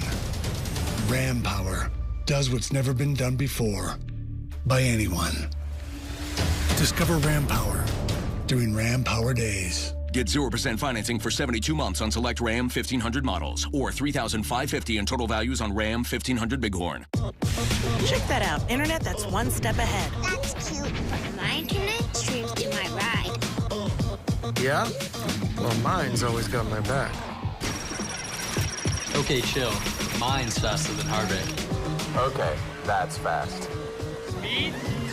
My internet's so fast, it keeps up with me. Yep, that's because you all have the same internet. Xfinity X5. So powerful, it keeps one-upping itself. Can your internet do that? We get out. Fire it up. Hook big ones. We get out and rip it. And we track them down. So crack a Mountain Dew and get out and do. I need 3 uncorked slushes. Adding strawberries to the sangria. Order up. Sonic uncorked slushes, ready for pickup. Ever wonder if your life could have been totally different? What could it have been? It's good to be home!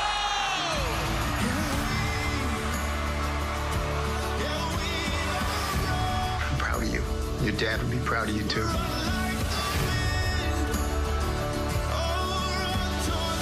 Can you believe we made him? At least we did one thing right. It's only natural to wonder, what if?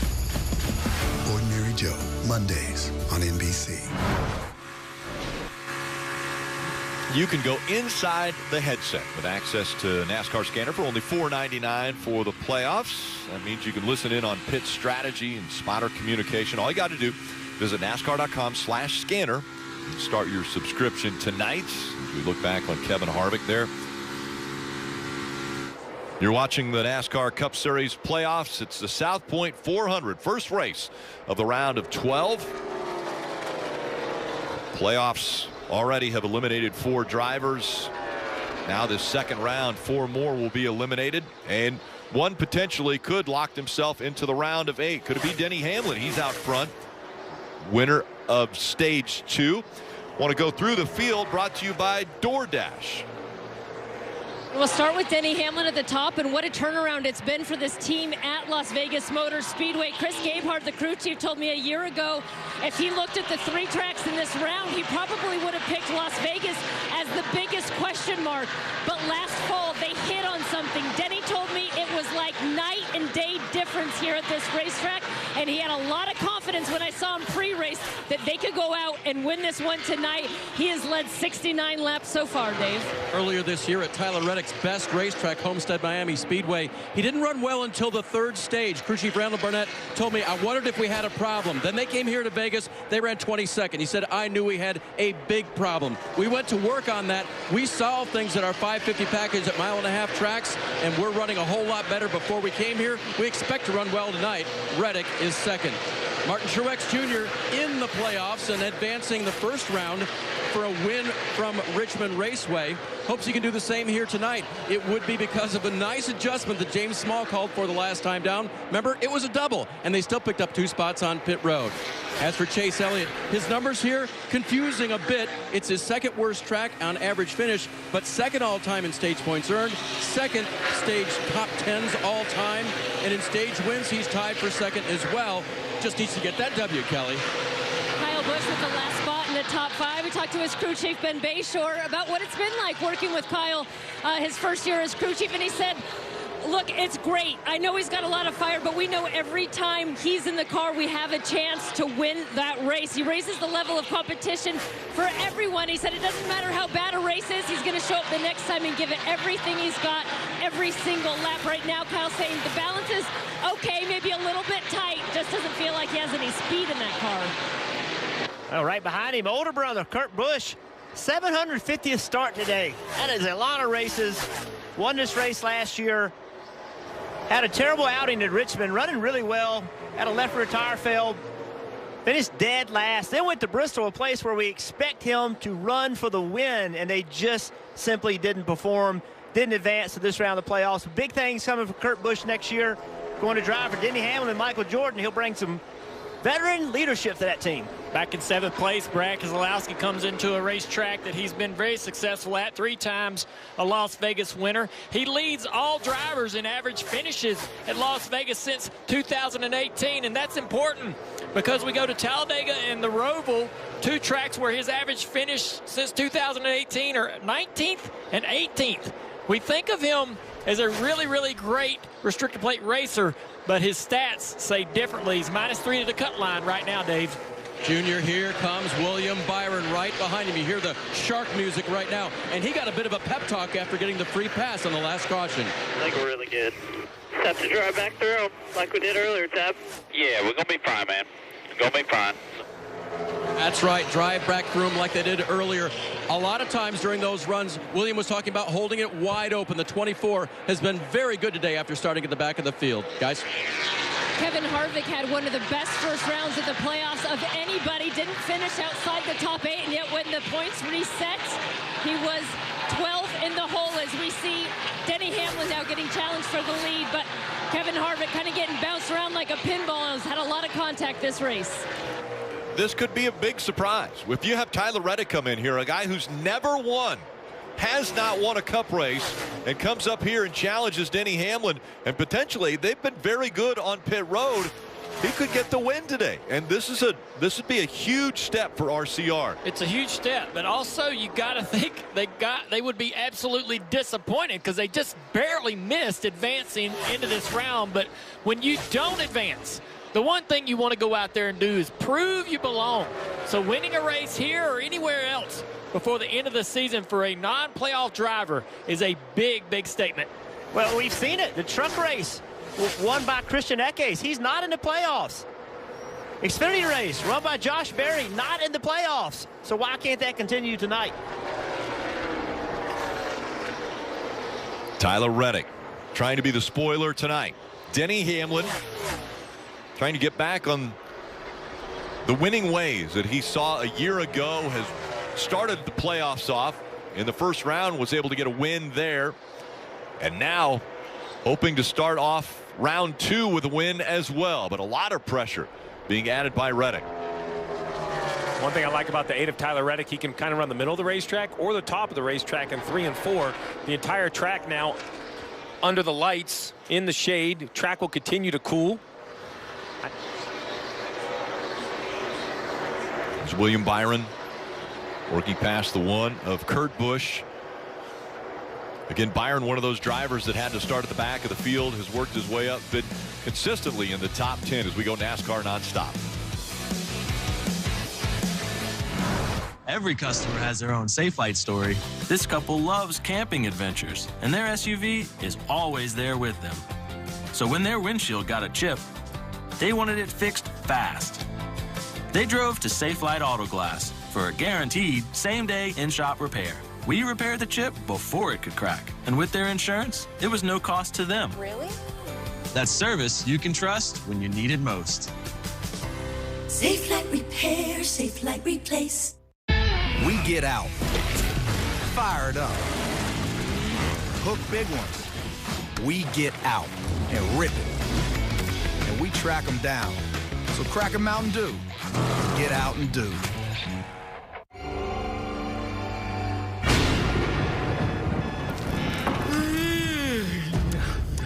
Okay, I'm up. 5 more minutes. Break me off a piece of that Kit Kat bar.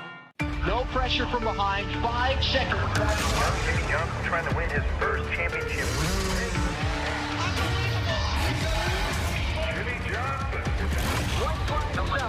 One more lap to go. Jimmy Johnson wins his 7th NASCAR championship. It's never been about racing anyone else.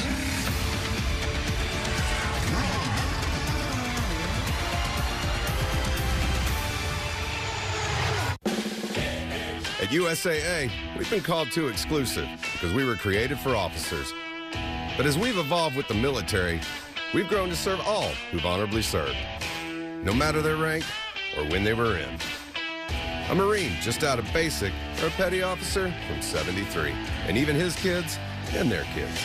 USAA is made for all who've honorably served and their families. Are we still exclusive? Absolutely. And that's exactly why you should join. Talladega isn't fair. It's not supposed to be. And it doesn't want to be. Up in the air and around it goes. Throw around 12 playoff drivers at over 200 miles an hour, and let's see the world's fastest roulette wheel do what it does best. No way. Choose one winner and leave the rest of the field in heartache. The NASCAR playoffs continue at Talladega next Sunday on NBC. Under the lights at Las Vegas Motor Speedway. This aerial coverage brought to you by Geico. As we look down on the top two, Denny Hamlin with about a 0.4 of a second lead over Tyler Reddick. That gap has stayed about the same. The team told him, Tyler Reddick that is, experiment a little bit. Well, I'm guessing that he wasn't expecting the 51 to give him so much of a challenge there. Cody Ware definitely killed the momentum of Tyler Reddick. Now Reddick goes back to the bottom, has to kind of get back in that rhythm. You mentioned it, killed the momentum. Look at the gap already. I mean, this lap is going to be a good half a second slower or more than Denny Hamlin. Call it a second. Lost a second there. Tyler Reddick did. As we see Larson in the 5 trying to gain some spots back, but I tell you what, it's been a tough row for him. Yeah, it has. He's got a little bit older tire, but you know, he put her on lap 153, but so did Blaney. Blaney's got himself up to 9th, and Larson's only to 14th. Remember, he led 95 of the first 152 laps, but it's been a struggle, Dave. Yeah, that's 5 positions forward since the restart. You see him get a challenge there from his teammate and from Ross Chastain in the 42. But he said, yep, the tires are messed up at this point, and by that he means worn out. That extra wear has just cost him that much, and the car that was so dominant earlier needs to find a way to get back to the front. I think another thing that's hurting Kyle Larson's progression here is the track. Start of the race, junior 120 down to 109. You see on the bottom left, currently 99 degrees. I think as that track cools, all of the cars that you have mentioned all night are now handling better, right? So now Larson has to kind of find his way with just pure speed, not better handling than some of his opponents. Yeah, some of the advantage goes away as everybody is able to get more throttle, put more throttle down for a longer period of time. But everything gets better. The sun's out of your eyes. The temperature drops. If your car's uncomfortable and warm, that improves. Everybody's car just gets a little faster, and I think that gets more frustrating for a driver because you want to be in a better handling car. If everybody's car is wide open and handling great, what you can do to try to take advantage of somebody really goes away. Kelly. Checking in again on Christopher Bell, who is back in that free pass position. The first car 1 lap down, and they certainly have shown a lot more speed as of late. But talking to crew chief Adam Stephen, he said, we've had speed all throughout these playoffs. He felt like in that first round they didn't have a car that was worse than about a 6th place car, but they had a loose wheel, they had a cut tire, they had other issues that kept them from getting the finishes that they thought that they deserved at least at a couple of those tracks. He said, I don't expect a lot of those issues to repeat themselves, but you see the damage there now.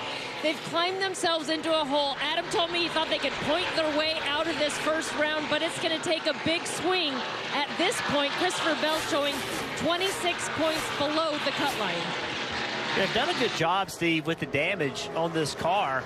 The pace isn't bad. I mean, he's sitting there running, with cars that are in 8th, 9th, 10th position. He can run that speed. If he could get the lucky break and get himself back in the lead lap, I think he could have a decent point night. They have enough speed, but of course, they're going to have to get that caution for it to work out. Yeah, they're going to have that opportunity to kind of get back on the lead lap, a couple restarts, see if he can gain those positions back. 62 laps to go. They're inside the fuel window to make it to the finish. We see Daniel Suarez in the 99 come down to pit road. He was running inside the top 15, I think in the 13th position. 44 also came to pit road. He was actually in the free pass position, but on pit road now he won't be any longer, and so Christopher Bell back into that free pass position. So now it's really, when do you think you need to come? This is only a 40 laps on this current run, so they have fuel to run longer. But we saw earlier when Chase Elliott pitted and came out on that new tires how much faster he was in the field. So there's opportunity to gain time and get your opponents if you came to pit road early. So many times these drivers are looking at other drivers' lines to figure out where they're gaining speed or what's a better line to run around here. Listen into the 19. What's the 11 running? He's been the quickest car in the last few laps. 1 lane off the bottom in 1 and 2, and 1 lane off the wall top 3, 4. I just slide the fronts in that rubber, in all that dark black rubber, 1 lane off the bottom of 3 and 4. I just slide the fronts through it too much. Great coaching back and forth. I love the driver asking, willing to try different things, finding out where the faster car is at, and then giving feedback to why his car can't run there. So now he knows where the 11's running, but his car's not happy to run in that location, so he has to search around. But that might give James Small a little bit of insight. He probably knows what the 11 has for a setup, where they're at on air pressure. Can he make a tweak or an adjustment to allow Truex to run that preferred lane if that's where they feel they need to be? Yeah, and Steve, that's such important information because, you know, when you're sitting on the pit box or you're the spotter and you're like, hey, the leader's running here, why don't you? Right? It looks simple, like just run where the leader's going. Well, he'd like to, but he can't. His car isn't good enough, and that's where they're thinking they need to fix it. We know the pace works because Hamlin's making it work. And potentially one more stop, one more change, one more adjustment for these cars as they're closing in. Actually, right now in that pit window that they could make it all the way on fuel. How long will some of these guys run it? Will they run it all the way down to 50 laps to go? Yeah, I mean, so basically if you split it up in the middle, you would come in about 7 more laps. That's 50 laps on this set, 50 laps on the next set. The question is, do you think, remember we talked about that predictive software and the dancing ants, right? Are you going to come early? Here you go. Las Vegas native Kyle Busch, probably one of the best on and off pit road, comes to pit road now, get some fresh tires and try to leapfrog the competition, Kelly. And he had a race car that was just a little too tight. They've been working on it, but he also said the left rear crush panel has been knocked in. Got really loud there in the cockpit. You see them kind of working on the fender there on the right rear. 4 tires and fuel for Kyle Busch. No surprise that this move by Kyle Busch has brought his teammate, the 19 of Truex. Truex running near the front, Dave. He'll bring all the leaders to pit road. Hello, yes, he will. Ice was a word that Martin Truex also used. Not a lot James Small can do for that. Or is there a little adjustment coming from Martin Truex now as his team goes to work? One of the fastest on pit road. And as we watch these cars pit, we'll watch him cycle back through 4 tires and fuel for Truex, Kelly. And Alex Bowman, who was working his way back up through the field, said his race car is free in and just a little tied off for Goodyear tires.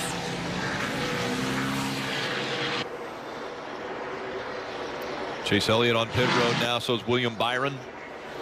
Dave. Yep, Byron said his car was getting a little bit tight as that run went along. Chase is pretty happy with the 9 car. You saw him battling well, so these 2 Chevrolets getting the attention of their crew.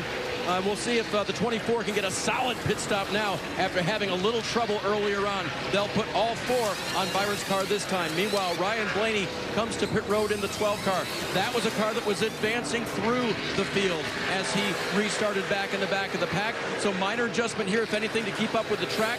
4 tires and fuel for the Team Penske driver. Kelly? The 4th, Kevin Harvick, getting called to pit road as well. He said that he just needs a little bit more rear grip in that car. We'll see if they make any adjustments for him, but it's going to be 4 tires for the 4, Dave. Joey Logano now cruising down pit road. That car has been tight most of the night. Probably the best it's been here for Logano. They'll take on 4 tires, get Sunoco fuel to get him till the end, Kelly. Denny Hamlin running up front. He said the balance is really pretty good. It's just a little bit tight, but he kind of likes right where it is. So just 4 Goodyear tires, no adjustments for that team.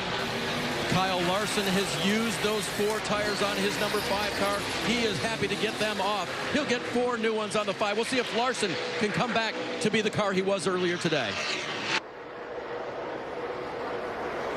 As we see Denny Hamlin leaving pit road, we look up the racetrack to see if anybody is going to have a chance to overtake him by coming to pit road early. I think it would have to be, I assume, maybe the 19 of Truex, but nobody really makes a gain, so I think Hamlin's going to do a good job. Tyler Reddick stays on the racetrack, so he's definitely not going to have an opportunity to pit and get fresh tires. So great work by the driver of the 11 and pick through the lever service and back onto the racetrack. And somebody who didn't have a great pit stop, the 48 of Alex Bowman, he had to come down pit road a second time, had a loose left rear, so an extra stop for the 48 of Bowman. Another mistake for a playoff driver. DJ said it earlier today before the race even began. You can't make mistakes, and you especially can't make 2 mistakes. I'm a little surprised that Reddick didn't try to come before Denny Hamlin. He, not being a playoff car, I thought he could have pushed the issue, said, Hamlin, see if you dare gamble, because we're going to come right now. He's actually choosing the opposite, staying on the racetrack. So he's hoping for a yellow. Look on the left-hand side. Almost the whole field a lap down. If Tyler Reddick gets a yellow right here, everybody will get the wave by. He'll be basically racing no one on fresh tires other than him and Brad Keselowski. There you go. Pit. At this time, 5 back fresh tires, 23.41. 5 back pressure tires. So and it wasn't sorry, Rick, it wasn't a fuel light. Just want to make sure that was clear. He said it's falling off a cliff pace-wise, and so they said bring it to pit road. 23 of Bubba Wallace already on pit road. We see him with those fresher tires going to go by as Tyler Reddick's going to make that left turn and get onto pit road. And he'll give up the lead and head to his crew. Dave. Yep, bringing that Chevrolet down to see the attention of the Richard Childress Racing crew for this driver. Again, made improvements to the package that races on these mile-and-a-half tracks throughout the year, and it's now given Tyler a chance to shine in the playoffs after missing out last week. 2 points was all it was that kept him from advancing to the round of 12. They'd like to get a win and show off their skills before this year is over. As we see this 8 of Tyler Reddick continuing to finish his pit stop, we're going to kind of show you where Denny Hamlin is. We mentioned the opportunity maybe to pit early. Well, unfortunately for Tyler Reddick, it was a 2-second gap. Well, here's Hamlin coming by at 180 miles an hour, and there is Tyler Reddick on the apron. So I understand the strategy, trying to catch a yellow. They didn't catch that yellow, and for that reason, Denny Hamlin is going to have a very big lead over, it's actually not even going to be Reddick. I think it might even be Chase Elliott, because the 8 of Reddick ran so long on the racetrack. Keselowski hasn't come to pit road yet, so he's being scored as the race leader. Austin Dillon has stayed out there as well. Those two are being scored in front of Hamlin right now. And Brad stays on the racetrack another lap. Is this like a Hail Mary pass for a team like Brad, who's sitting right at their cut line there? Yeah, Keselowski at this point saying a yellow right now, and it would change our entire playoff picture. Everybody a lap down will get the wave around, but man, he would be only one of 2 or 3 cars with fresh tires. And Jeremy Bullins, crew chief on this car, he is not afraid to gamble. Seen him many times just play a completely different strategy than other people. So Keselowski leads, but when he comes to pit road, it's going to be all Hamlin. On a joyous Fansville by Dr. Pepper. By the power vested in me by the city of Fansville, I now pronounce you fan and wife. Natalie drops back into the pocket. It's a 3-step drop. Trish is wide open. Here comes the throw. Oh, Becky with the pick. Holy mackerel. When you take a look at it, see that full extension by Becky? Let's go back to the action. Oh! At this point, it's anyone's bouquet. Up next, the garter toss. Dr. Pepper, the one fans deserve. We've broken world records and glued millions to their seats. And still, we're not done yet. Hispanic Heritage Month. Come with us. If you've served in the military, first responder, or law enforcement communities, then join GovX.com. On GovX.com, you'll find all the gear you need for your on- and off-duty life. Become a member and save on hundreds of brands. If you qualify, join for free at GovX.com. This is my wallet before, and this is my Ridge wallet. It's smaller, lighter, and a lot more convenient than my old leather wallet. And helps me get rid of all the junk that I've collected over the years. The Ridge is a huge upgrade. Get your Ridge wallet at Ridge.com. Guys, feeling tired, getting soft, growing old? Wake up and grab Ageless Male Max with KSM 66 to help boost total testosterone and be the man you want to be. This is Kyle. He invented One Wheel to destroy boredom. We've got Pint for cruisers, XR for shredders, and oh yeah, we build them in the US of A. So get a One Wheel today and help destroy boredom forever. Only 43 laps to go in the South Point 400 from Las Vegas Motor Speedway. Denny Hamlin still out chasing Austin Dillon. Got a flat tire, guys. Got a flat tire. And a flat tire for William Byron. Another issue. Bowman had to come to pit road twice. He's 2 laps down. Now we're seeing William Byron have to come back to pit road.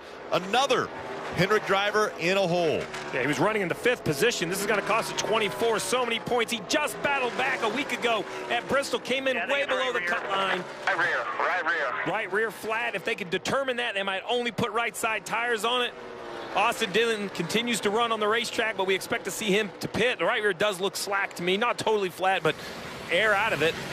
The driver of the race, in my opinion, has been William Byron. He's gone to the back twice, worked himself back to the front both of those times. And this is nobody's fault. That's just bad luck. I mean, he just ran over something, had a flat tire.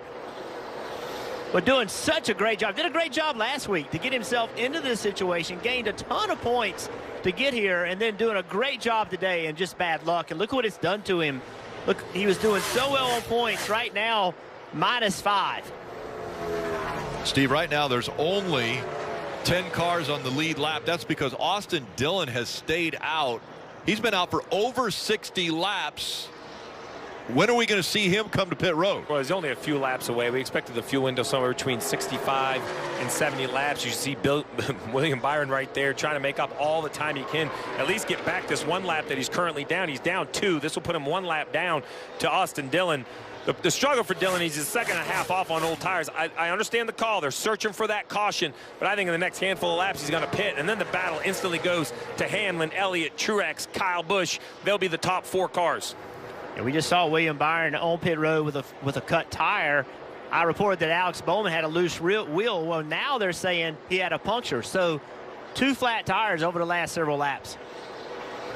Denny Hamlin up against the wall. Chase Elliott running down along the bottom of the racetrack. Those 2 separated by less than a second. Again, once Austin Dillon comes to pit road, it'll be a tight battle between the 11 and the 9. And it's all traffic. In clean air, they're pretty equal. But Denny Hamlin, either people are he's catching him in the wrong spot, or he needs that lane on the track. But drivers, it seems like consistently Hamlin loses a half a second or so to the 9 as he catches different lap cars. Well, most of the lap cars, if it's going to be a lead lap car or someone trying to stay on the lead lap, they're absolutely going to race the leader harder for that position, as we see Austin Dillon on pit road. And that will give the lead to this man right here, Denny Hamlin. So these cars are going to race the leader harder. He has to expect that. Chase will not have that same issue trying to get around these guys, but also the dirty air versus clean air, trying to pick the right line to get through the corner without losing momentum or getting trapped behind another car or losing a lot of downforce. Making those choices are really important for all these guys. Think about that call from the 9 of Alan Gustafson. I questioned it. I think we understood what it was, but then we didn't think he had lap time enough, and then somewhere the 9 has all this speed to unlap himself. That's going to be a big factor in the finish of this race, Dave. Joey Logano running 11th has an issue. They believe it's a right rear that is maybe loose on this race car. When Joey said, is it the right rear? Actually, crew chief Paul Wolf asked, do you think it's the right rear? And Joey said yes. He said confirmed, because they saw something in the data that told them that that may come as an issue. They said, can you ride it out? He said, I don't know. For now, he is. Double concern for Joey Logano. 1, can he ride it out? But if we don't get enough of yellow, how many lug nuts are on that tire? We've seen crew chief suspended for missing lug nuts. If the wheel is loose enough, they could have backed off. They could be missing.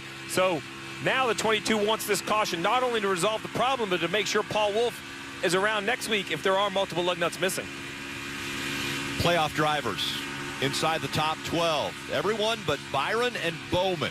Those 2 are both a lap down right now to race leader Denny Hamlin. Kyle Busch running in the 4th spot, Kelly. And he said on the radio that he just got damage on the left front. He said we hit something, and this was actually a handful of laps ago. Kyle was right behind the 24 of William Byron when he got his flat tire. That's when Kyle Busch also hit something, and he says he's got damage now as a result. All night long, or all race long, drivers are running over debris. Where is this debris on the racetrack?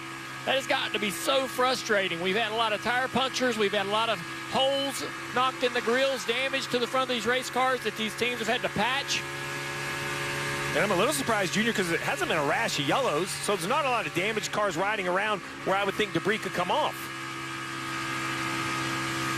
15 cars on the lead lap. Bubba Wallace is running 15th, the last car on the lead lap now.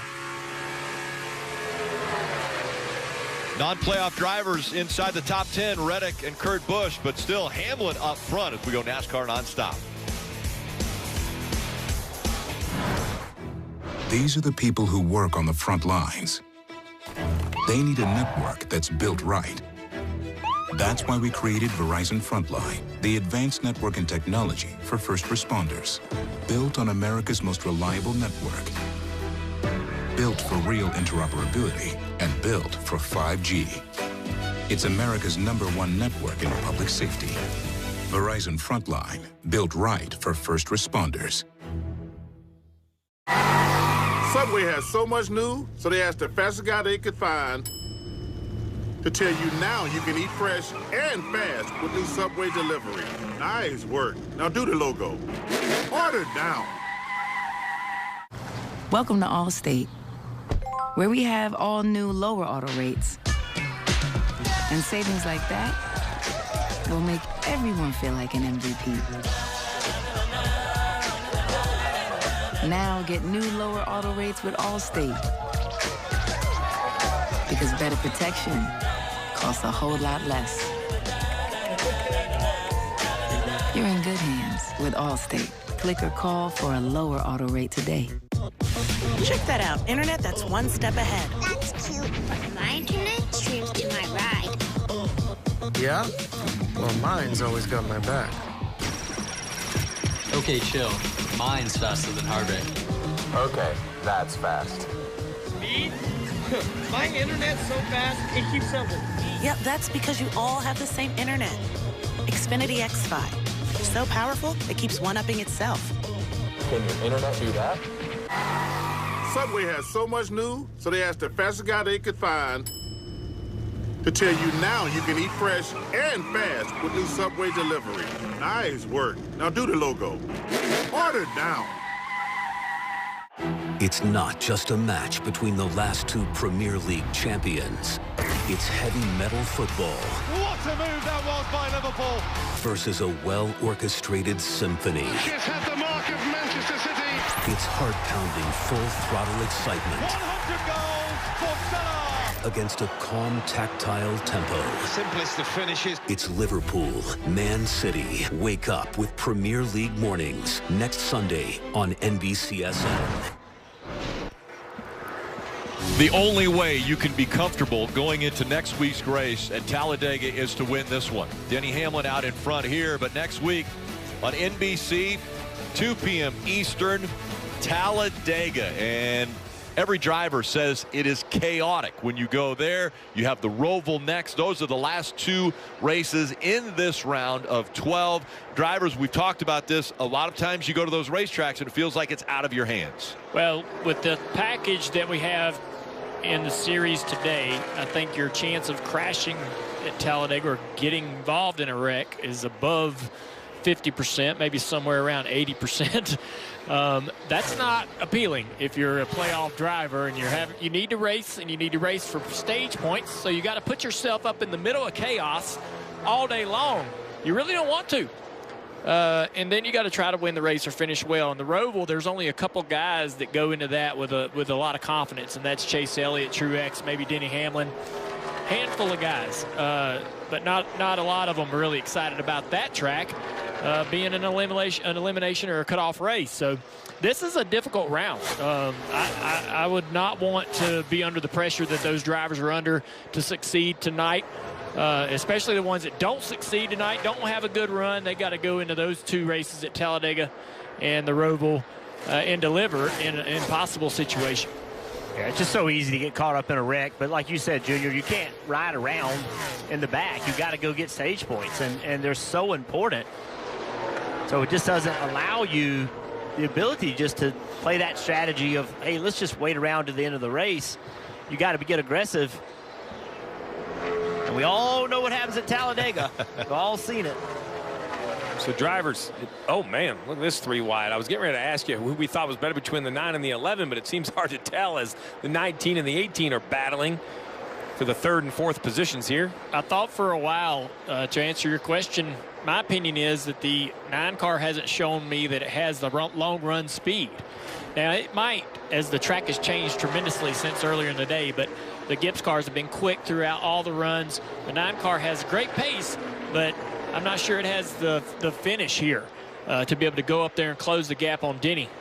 Yeah, a bigger question is Denny Hamlin steadily becoming the favorite in this championship? I know this race isn't over. A lot of things can happen, but if you look at the playoffs that this 11 car has put together and the speed they're bringing every week, I know Kyle Larson has more wins. I know it took Denny Hamlin and his team forever to win their first race, but they are running well every single week. Can they take the fight to Kyle Larson and take that championship away from him? Kelly. Well, it's interesting because I had a conversation with crew chief Chris Gabehart along those lines, because remember, Hamlin won 7 races last year. Compare that to just 1 so far in 2021. But Gabehart said, look, when you look at all the other numbers, we're really having a better season. We're on pace to have more top 5s, more top 10 finishes. We've already led more laps. And he said a number of other metrics he looks at suggest that they are better here in 2021 than they were a year ago. They just haven't fully executed some of those races to get the wins. So the one thing he is lacking is playoff points. He collected 9 in round 1, and he could potentially collect 6 more tonight, Dave. Kelly, somebody's going to win this race and advance to the next round right away and not have to worry about Talladega and the Roval. Can it be Chase Elliott? He's trying different lines now. He was running high for a long time. Now he's looking down to the low side. He was told earlier by Eddie DeHunt, his spotter, that when you put it in the sweet spot, you're as fast as the 11 or faster. And that last lap, Chase Elliott was the fastest car on track. Will he run out of time? 21 laps to go, guys. We talk about how this race, you know, the cars kind of race like a plate race, like a Daytona or Talladega, and who's the best at that? Right now, who's the best in the field? I would say it's Denny Hamlin. And so put him in position leading the race. Even if Chase can get within striking distance, Denny knows everything he needs to do to be defensive, to maintain that position, to keep the momentum, to stall the momentum from the following car. He will be difficult to pass. So one thing that is happening right here, Denny Hamlin is catching 12th and 13th place to lap them. Chase Briscoe having a really good day. Matt DiBenedetto right behind him. These guys are going to be a tough, difficult pass. They are going to be hard to pass. Now is the time that Chase Elliott needs to be making lap time, because this is going to start to slow Denny Hamlin down. It's Chase Elliott's best opportunity to try to run him down. And the laps are running out. He's coming up on 18 laps to go in this race. As you mentioned, Denny Hamlin starting to catch Matt DiBenedetto in that 21, Chase Briscoe in the 14. And the gap there, 1.7 seconds back to Chase Elliott. So what Chase Elliott had eaten away to under a second has grown back to 1.7 seconds. Yeah. Denny Hamlin trying to get momentum here as these playoffs continue. As both these cars are now, Denny was in a lot of traffic. They're now kind of in pretty much a similar situation, and Denny's able to match the lap time of the 9 car. And I just haven't seen that long run speed. Chase way up the racetrack looking for some pace. And if you're Denny Hamlin at this point, all you're trying to hope for is 17 green flag laps. You don't want a caution, a restart, pit stops, just so many opportunities. Currently on our longest green flag run of the day, 84 laps. Here's what you talked about, Jeff. 3 wide with lap cars entering the bottom of turn 3. That's just a little bit of time. He gets through there pretty good. That cost him just a little bit to have to enter low there. But Briscoe not being able to fight him through 3 and 4 to stay on his right side allowed Hamlin just to kind of run his line. It did slow him down, but it didn't continue to slow him down. Kind of got held up for just a back straightaway in 3 and 4. Now he's back in clean air. It's when you catch somebody for those 2 or 3 laps and they get to your door and you can't clear them. That's when they eat your time up. There's not a lot of lap cars in front of Denny now as one of them pits to his inside there. There's only 3 lap cars on over the next third of a lap. So over these next few laps, he's going to have pretty clean air, have the opportunity to really maybe stretch his lead.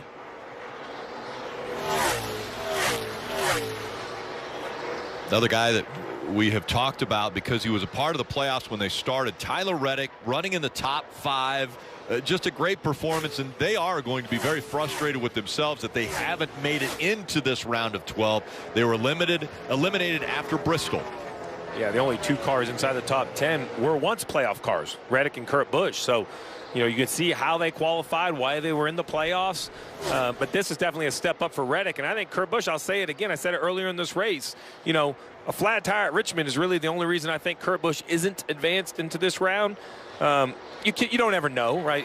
There's still a lot of race to run, but it's been a great day for the boss, Chip Ganassi Racing, who owns this one car, won the IndyCar Championship with Alex Palou out in Long Beach. So I think Kurt was hoping to deliver a championship, and at this point he has to set his sights on hopefully one more win for Chip Ganassi before he exits NASCAR and sells the team to Trackhouse. I would say the thing that I think about when I think about Kurt Busch or Chip Ganassi is it's been a tale of 2 seasons. They had like a first half where they had no pace. They were a 25th place team, and then all of a sudden they had pace. They had great speed in their cars. They've been really quick ever since, and I think the inability for Kurt to get any playoff points or really position himself better for the playoffs, having such a difficult first half of the year, is what hurt them the most. Doing pretty good with some heavy right front damage. I didn't see that. I knew he had some quarter panel damage from contact coming to pit road with the 20, but it looks like the right front fender has some pretty decent dent right in the middle of it. It's hard to tell with that flat black paint scheme. Well, there you see it right to the right of that one. Big damage to that fender. Such a fierce competitor. He brings everything he has every lap. And if I was going to hire a new driver for a new team, he's the guy. Everybody that has hired Kurt Busch, he's made their team better. He's went to teams that weren't succeeding and made them succeed, helped them succeed. I don't know how he does it, but everywhere he goes, he improves the situation. And I think he's an amazing hire for Denny and Michael Jordan for next season. We mentioned it, 9 playoff cars in the top 11. What that means is if you're not one of those 9, it has not been a great day. Alex Bowman, the 48, has had a good car and good pace, so we can't blame it on that. It was an unfortunate flat tire during the green flag pit stops and made him pit a second time. And for that reason, currently 22nd on the racetrack. And that is going to hurt him in the points. You see it on the bottom left, minus 13. So, not catastrophic for either him or Bell at minus 25. But you talked about it, going to Talladega. It's a hard place to think you're going to make up points, or maybe it's the opposite. Maybe if you're Bell, you say, there's no better place I'd rather be, Junior. Yeah, I mean, if I got to go to Talladega, I want to be way behind. So I could just go for it, man, every single lap. I don't want to be close. I don't want to be right on top of that cut line. I want to be either way to the good or way behind when you go into Talladega. Well, you got 2 that are going to be most likely. Alex Bowman, the one thing Alex Bowman, if he can get through Talladega with a really good finish, gain a bunch of stage points, he's been really good at the Roval. Average finish of better than 5th place. So Alex Bowman, his playoffs, although damaged, he's not out of this thing. He can still get done what he needs to get done. I think another name that was mentioned in the pre-race show as far as who had to have a good run was Kevin Harvick, and needing something here, and right now he's still 6 points below that cutoff line in the 10th position in the point standings. Yeah. They earned 6 points so far today through stage points, right? And sitting there running 8th with a damaged car. So certainly with Kevin Harvick and the speed that we came to expect from them last year, this isn't a win by any means. But to their problems they've had this year, Steve, this and with the right front fender damage, this hasn't been a catastrophic day. This is a day that they're not in a terrible spot going to Talladega. Yeah, this is a team in years past, we would say they didn't want to go to Talladega or the Roval because they were a favorite most of the other races. I think this is a year, to your point, that kept themselves close. Well, to Dale's point, it's going to be stressful, but he's going to have to go down there and find those points and work his way through. Another driver not in the playoffs, currently 12, Matt DiBenedetto in that 21 car. We said it about 100 laps ago, but it's worth repeating. This is a driver that doesn't have a job lined up for next year. So anytime you can run with these playoff guys, maybe you can kind of, catch the attention of an owner and somebody will give you an opportunity. So Hamlin now coming up on 5 laps to go here at Vegas. When you go to Talladega to be comfortable, you either have to already have a win or you have to have enough points that it's not going to affect you. The only 2 people right now that you can say that for is Denny Hamlin, because he's up front with only 5 laps to go here and a potential win, and Kyle Larson, who has 57 points above the cut line.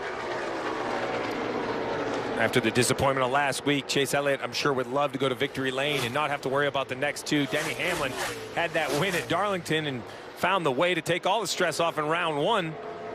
5 to go and a little bit of traffic. If he can win this race, he'll go to Talladega. Fine, happy. Let's go race, whatever. That cost Denny just a little bit right there. He had to lift in the middle of the corner and got up on corner exit without really finishing the throttle. He's getting slowed down a little bit right here by a side draft from the 51 car. Yeah, Cody Ware's in that 51 and slowed Denny down just a bit. Now it's under 0.8 of a second, about 0.8 of a second, the gap between first and second. And what I learned at Darlington with Kyle Larson and Denny Hamlin is you better watch all the way to the line, because Kyle Larson I had ruled out, and then he pulled the video game move around the tarp. I'm not sure you want to do that here at Vegas, but he is within striking distance as the lead shrinks to under 0.7 of a second. Denny to the top of the racetrack. We hadn't seen that line from Denny Hamlin all day long. Now it's 3 laps to go. Is there enough time in the race? And what will Chase Elliott do if he can get to the bumper of the 11? Matt DiBenedetto is way ahead of Hamlin, so I don't think he's slowing Hamlin up. I think Hamlin's car just isn't as good as it was earlier. Chase Elliott digging now. Coming up on 2 laps to go. Riding right up against the fence. I love that move by Chase Elliott. You can't just follow Denny Hamlin, and he got big benefit from it. Big toe down the front straightaway here. A big run for Chase Elliott now. Under 2 laps to go. He's closed the gap on Hamlin. If he can do that same 3 and 4 that he just had, things can get tight down the back straightaway. Reigning champion Chase Elliott, after the dust-up with Kevin Harvick a week ago at Bristol. He's trying to get into the round of 8. That may have slowed his momentum down as they come up on 1 lap to go. Presented by Credit One Bank. Denny Hamlin with a 0.3 of a second lead over Chase Elliott.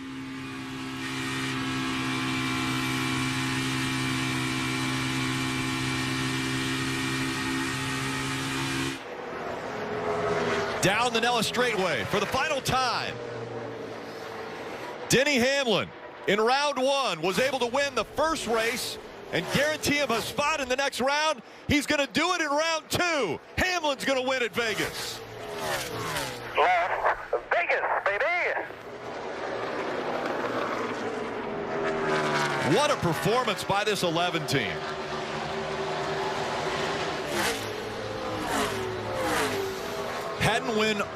Had not won all regular season after last year winning 7 races.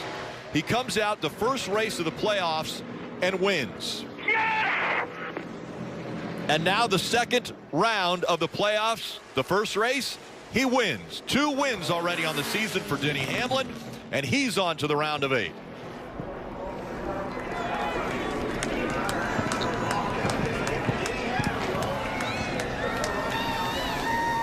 The 40-year-old from Chesterfield, Virginia, what a career he is having.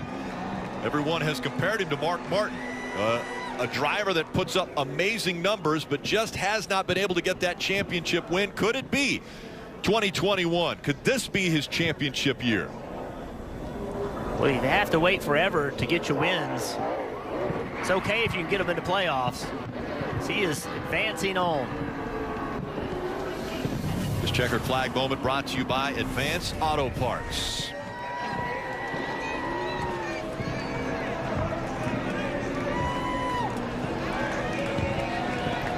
Doing the apron burnout here in Vegas.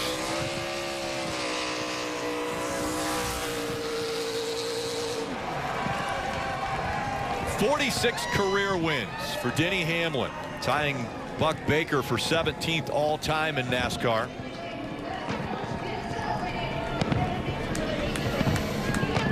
After leading 137 laps in this race, Denny Hamlin has already led over a third of the laps of the playoff races in 2021.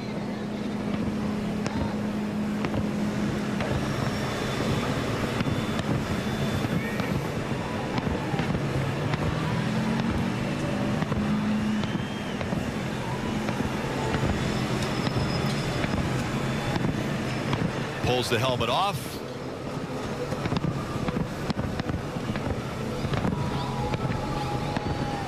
As the fireworks going off in the background. Really no fireworks on the racetrack tonight. But a great performance by the 11 team throughout.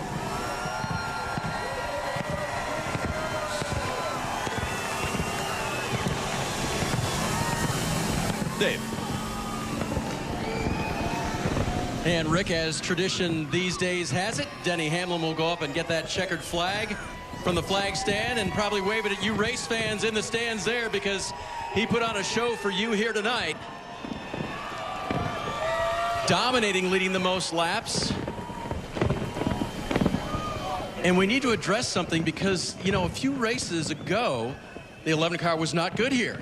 And then last fall, really good. And then this spring, really good. And now you're a winner here. You're moving on to the round of 8 with this win, Denny. Yeah, just so happy for our FedEx Office team. Whole Toyota team, it just, Joe Gibbs Racing just gives us great race cars. That's what I'm so proud of, is to drive for those guys, and can't thank them enough for everything they do. Vegas, it feels so good to win in Vegas. Last couple times I've been so close and just didn't have the right brakes, but you know, they dialed the car in great, and you know, it's great to hold those guys off. Race fans, can you believe it? It's his first win here at Las Vegas Motor Speedway. Denny, hang on 1 second more. Let's talk about this now. You're the one that gets to sleep easy now this week when everyone else is getting nervous going to Talladega. I'm so happy to not have to worry about the next 2 weeks, but you know, I'm professional, so I'm going to work just as hard each and every week to win. All right, fans, he might give you another 2 wins in this round if he can make it happen. Denny Hamlin today at Vegas. And remember, playoff points advance with these drivers, and will get him from potentially that top 8 position into the top 4. So he could continue to win more races, more playoff points, and potentially secure a spot in that top 4. Yeah, I asked myself, right, did the win at Darlington give this team time to prepare, really polish on this car, because he showed up when it mattered. First race of the second round. We're going to hear from a lot more drivers, but the performance of the night goes to the 11 team and Denny Hamlin. They've done it 2 rounds in a row now to start the playoffs. They win and advance. Now, round 2, they win and advance. The momentum definitely in the corner of Denny Hamlin and the 11 team.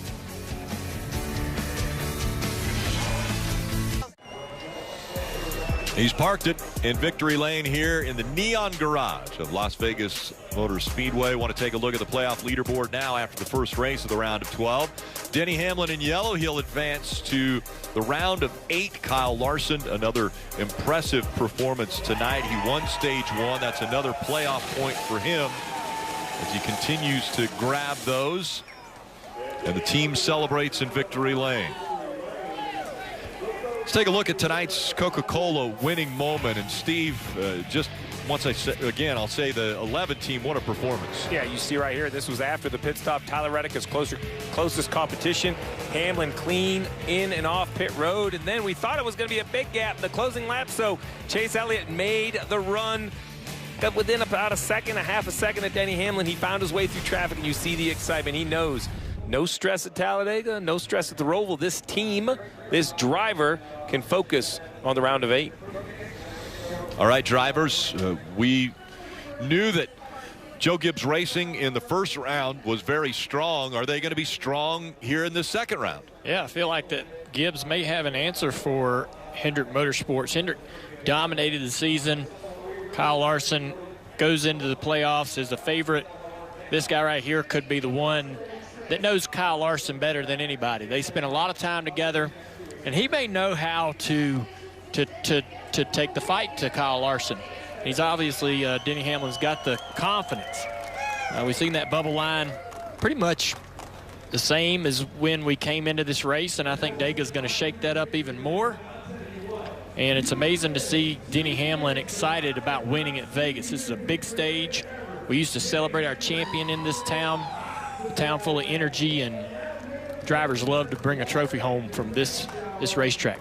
I think the calmness from this team, you know, Denny Hamlin, Chris Gabehart, not winning in the regular season, but every time you talk to them, they were like, it's fine.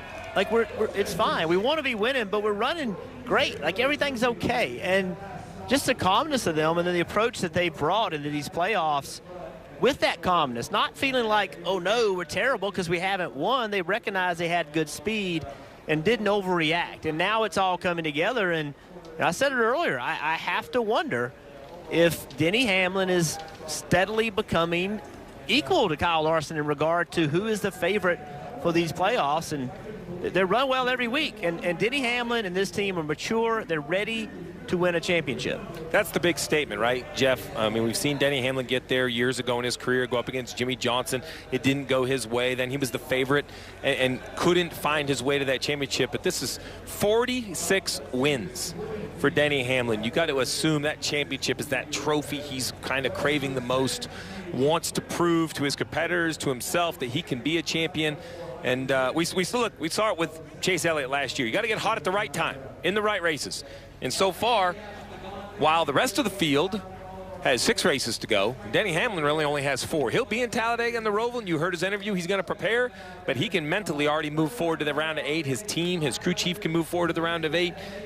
Not to mention, let's remind ourselves, Martinsville's in there, place where Denny Hamlin's very, very good. So it's going to be interesting to see as this playoffs continue to go down, and I can't wait to see what happens at Talladega next week. All smiles for Denny Hamlin, and of course there's spoils for Denny in victory lane, but also a little bit of disappointment for a driver who came so close. Chase Elliott finishes up in second. Moments ago he was with Dave. A strong night for sure for Chase Elliott, but second place. I know that's not where you wanted to be. Tell us about those final 5 laps, because it looked like, Chase, you were catching him. Yeah, we were really close, just not quite close enough. Denny did a good job controlling the gap, to me, and he was having a hard time with the 21. I think he was doing a good job of giving himself enough room to him to be able to work the lanes and kind of control the gap back to me. But super close. Really proud of our Napa team. Feel like we've been performing at a really nice level the last 3 or 4 weeks. We just haven't had great results to show for it. So proud of the effort tonight. I'm looking forward to the next 2. It's going to be wild, so looking forward to it. It's kind of interesting for us to compare across the organization, right? Kyle's car was so fast early on and then fell off at the end. How were you able to make your car the best at the end? Yeah, that's a really good question. I mean, obviously circumstances kind of went our way. We were able to get back on the lead lap when that cycle of stops got weird there in the middle with those guys making it on fuel. So we were on the fortunate end because we got back on the lead lap and didn't have to wave or get the lucky dog. So yeah, we just kept tuning on it, and I feel like we were really needed just a little track position, 1 and 2. Does it make it any easier for you going to Talladega next week? I don't know that ever gets easy going there. So out of the last Daytona race, I felt like that was the best we've been at a speedway since I've been at HMS. So I'm really, really proud of that, and hopefully we can have that type of pace and car when we go to Talladega. And if that's the case, I think it'll be a lot more fun. Doesn't mean you won't crash, but it could be more fun. So I'm excited. What almost was tonight, what may be next week? A 3rd place finish today for Kyle Busch on his hometown track in his 600th career start. Kyle, it wasn't a completely clean race for you, and I know you had some damage on the 18. So all things considered, what will be the mood leaving Las Vegas tonight? Yeah, I mean, we got all we could. I felt like during the daytime we were a little bit better than the 11. We could race with them. I felt like that. I was looking forward to the lights coming on and us picking up speed and being able to rip the wall a little bit faster, but when we got hit into the fence there off of 2 the first time, it definitely knocked speed out of our car. We helped it a little bit coming to pit road, putting the last set of tires on it, and then I got into the fence again trying to get by a lap car. So just, not enough room over there, I guess. But overall, great job by Ben and my guys on this M&M's Camry. They gave me a good piece. We moved forward all day long, so that was good. And, just appreciate TRD and Interstate Batteries, Rowdy Energy, and, Ethel M being here from Las Vegas. All those guys were here today, so good showing. So you'll head to Talladega with 35 points over the cut line. What does that do for you mentally? Yeah, I don't know. I've said it, I'll say it all the time, and if you can go to Talladega and you can come out of there with a 12th place finish with no stage points, that's a successful day. So I'll take that right now if I could skip it. All right. Well, good showing today for Kyle Busch. A rare smile on Kyle Busch after not actually winning a race, finishing third here in his hometown. His brother also a top 10 finish in his 750 start. Kurt Busch finishing in 8th. Plenty more interviews coming up, the post-race show.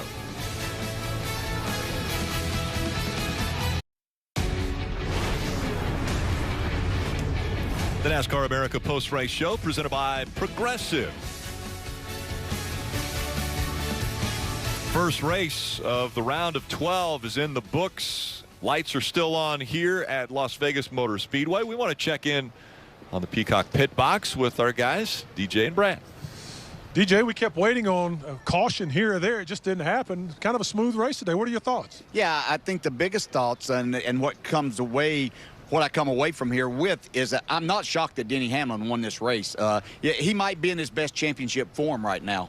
They spent the entire regular season kind of getting ready, but, they led the points a lot there. But as the playoffs came around, they had everything in place. They have been competitive at every single race so far and won 2 of the 4 to this point. So you have to put him right there with Kyle Larson. I will have to say that I was shocked that Kyle Larson, once he got back in the pack, and I know that, the tire sequence was off for them, but I expected a lot more from him, but they just didn't really have the time to make the adjustment they needed there, I guess. But strong performance by Chase Elliott and Kyle Busch. I said before in the pre-race show that this was a big race for him, and he went out and got the job done. The job's not over.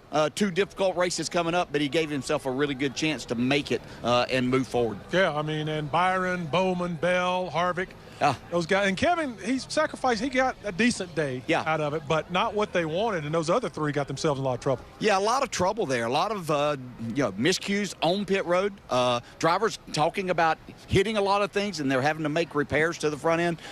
So just a lot of mistakes once again. But we say it every single year in this format. That's the thing. Who's going to eliminate themselves? Other drivers are going to take advantage, like a Denny Hamlin stepping up, getting this all out of the way. Yeah, he's going to race the next 2 weeks, but he's got his sights set on Kansas and Texas. Yeah, he's going to sleep too. That's exactly right. Really good. Right.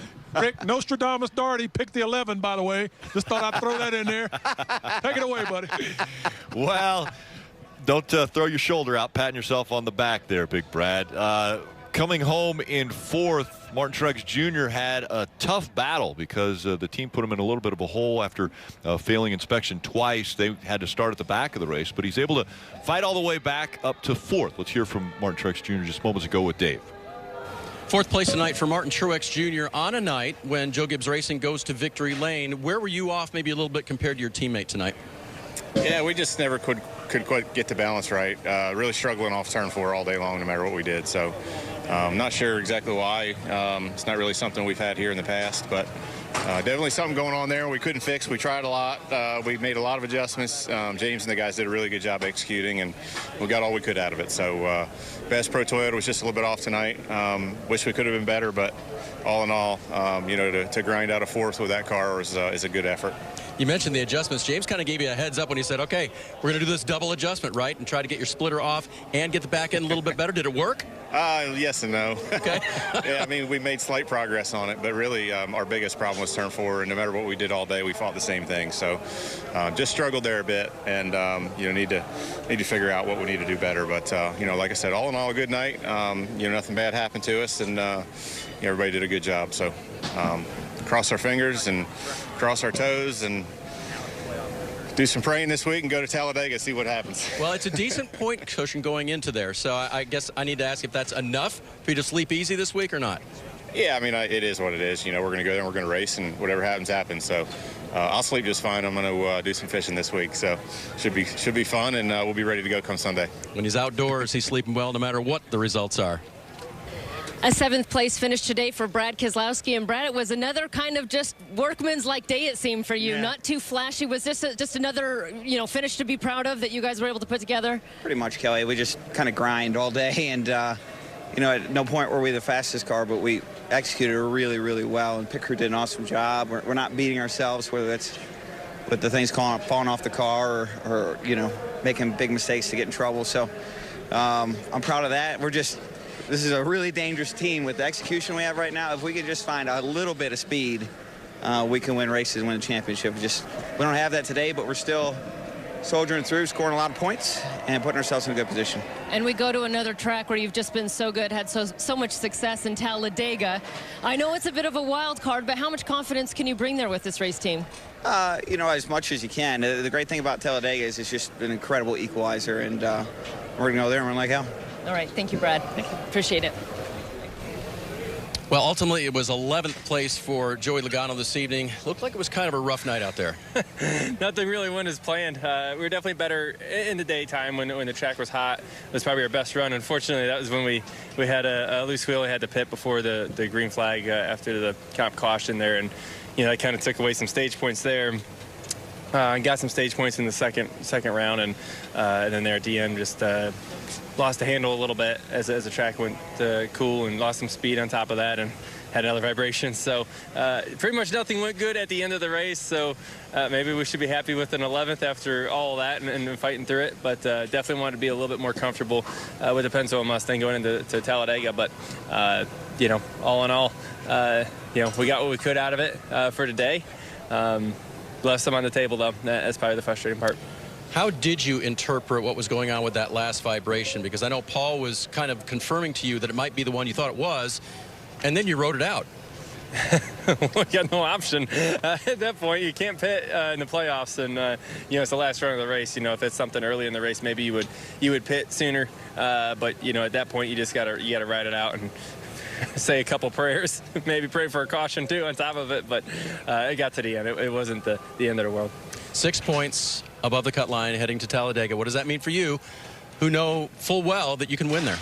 Yeah, you know, I mean, I don't know the play quite yet. Just got out of the car. But, you know, I feel like stage points will be important, you know, and you know, understanding what we're going to have to do to maximize our finish there at the end. So that's a big question mark, because I don't know if you've watched these Talladega and Daytona races lately, but we all crash all the time. So I'm hoping I can survive that one, and that would probably be a good day. If we can survive that and finish, you probably put yourself in a good spot for the Roval. Hopefully you won't meet the percentages. Joey going to familiar ground, the front of the pack at Talladega next week. A lot of nervous laughter out of drivers talking about Talladega. It's not humor, it's nerves. I mentioned perhaps the 22 would have an issue with lug nuts because of that vibration. I kind of watched the lug nut check, saw the thumbs up from all the officials, so that vibration must have been something else, or they weren't loose enough to have an issue. So that's a good news. I'll give Joey Logano a little bit of good news. I know he doesn't love 11th, but it seems to be all clear in any sort of lug nut issue. Heard from a lot of the drivers already. We're going to hear from more when we continue with the NASCAR America post-race show. NASCAR America post-race is brought to you by Progressive. Stay on track with great race at Progressive.com.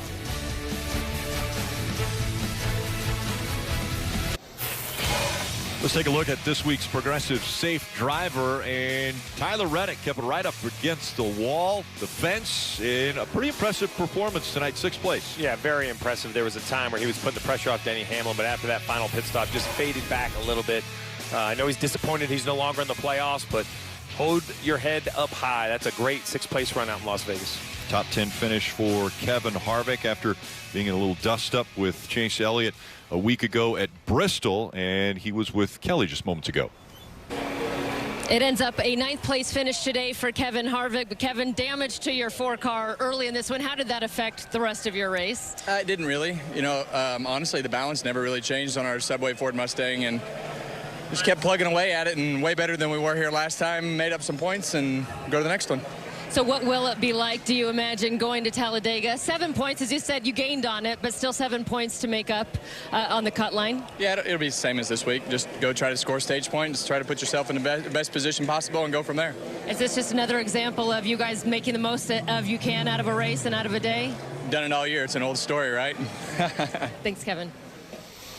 A familiar story that we've seen out of Kevin Harvick and that Ford team. Rodney Childers really kind of performing where we would expect them to perform, but not overperforming and really not underperforming either. Well, professional. I mean, you know, it's easy for a race car driver to blame his equipment, so it's just not good enough. But Rodney Childers and Kevin Harvick, I have yet to hear or see any pointed fingers out of that group all year long. That's hard to do when you are used to being as successful as the 4-car is. I know there's some controversy last week. They somehow put that all behind him to come out here, and it wasn't a highlight reel. It wasn't the best run. But as he said in his interview, right, he's still in touch. 7 points. Go to Talladega, try to score stage points. I just can't explain to the pressure everyone is under in that garage area to kind of lock arms with your team and battle your way through even when you expect more, and to do it for the length of the season. That I am impressed by Kevin Harvick and the 14. All right, Jeff Jr., so really two guys are the only two that can feel comfortable going into Talladega next week, and that has to be Denny Hamlin with the win here and Kyle Larson, who has 58 points at least over the cut line going into that race. Those two guys the only ones comfortable, everybody else fighting? Well, it's going to be a busy week at the shops and on the phone and on the Zooms and all that, however they want to communicate. But these teams are going to have to get together and figure out how they're going to control this race. We see it time and time again when we go to Talladega, how the teams organize beforehand with a plan, right? You got several different guys that have different agendas. You mentioned Kyle Larson. He doesn't have to go out there and really get as many stage points, but his teammates do, so he's part of that plan. He's going to be part of their plan to try to figure out how to help Bowman out, how to help Byron out. That's going to be interesting. You have to go into that race with the confidence that you can win it. If you show up to Talladega with anything less than 100% confidence that you can win that race, you won't. You'll race timid, you'll race careful, you'll get yourself in accidents, and you'll miss out on a great opportunity to move forward into the next round. Yeah, I think Joey said it best. He said, look, we've been wrecking a lot at Daytona and Talladega. I don't know why that's going to change. You can't ride around and not get playoff points. They're too important. Kyle Busch said, hey, if I can just finish 7th and get no playoff points, that's okay. But that's for him. That's not for everybody else in the field. So you're going to have to go to Talladega and be aggressive. There's just no way around it. You just cannot give up those playoff points. But, you know, back to tonight, I got to say, this guy right here just continues to impress. His maturity, that team, just doing everything right. JGR, they brought, Joe Gibbs Racing, they brought their best to the playoffs. They've been very steady. 2 wins right here. And the guy that, William Byron, he did not get the finish that he deserved tonight with the speed, but went into Bristol with his back against the wall, came out of there, made it happen. Had a cut tire today, only 4 points below the cut line with that cut tire. Went to the back multiple times, drove back to the front. I think they have a tremendous amount of confidence going to Talladega. We'll see how much confidence those drivers have. And final thoughts coming up here from Vegas. NASCAR America post-race brought to you by Progressive. Stay on track with great rates at Progressive.com. Next weekend, it's Xfinity Series Countdown to Green at 4 o'clock on NBCSN, and then their second race of the round of 12. Cup Series on NBC on Sunday, 1 o'clock, Countdown to Green, and they will race to find out who will join Denny Hamlin in the round of 8. That is always available. When you go to Talladega, you never know what is going to happen. We know that when we go down to the Peacock Pit Box, we get great opinions from DJ and Brad. What are you guys thinking about next week? Well, DJ, as a car owner, I get nauseous thinking about Talladega. As a fan, I cannot wait to get to Talladega, Alabama next week. As a driver, we hear guys say, you got to embrace it. You hear Dale Jr., who was one of the best ever. You got to embrace it. You hear guys say, I get crashed. What are you thinking this week? Yeah, I think the biggest thing is you know what you've got as a driver going in there. You're going to be in tight confines for a long 500 miles. It's 188 laps, and you have to really just do your job and hope for the best. That's all that you can do. And a number of drivers said that. Logano and a few others said, hey, we just go and take what we can get, and your mindset has to be, you have to know the position. This isn't the cutoff race. You've got another race, so you can't just throw everything out the window. You might gather enough stage points and a good finish to get yourself back in it points-wise. Shocking what happened with Kyle Larson. I mean, I know he finished, 10th, but he just kind of fell off the radar. It does. It happens. You know, sometimes that just happens with the change of the racetrack. Okay. Rick, we're headed to Talladega. I'm not going to give you my pick right now because I'm so good at picking. I'll give it to you next week. All right. And we are waiting for it. Excited to hear it as well. And it's once again, it has been a Denny Hamlin show.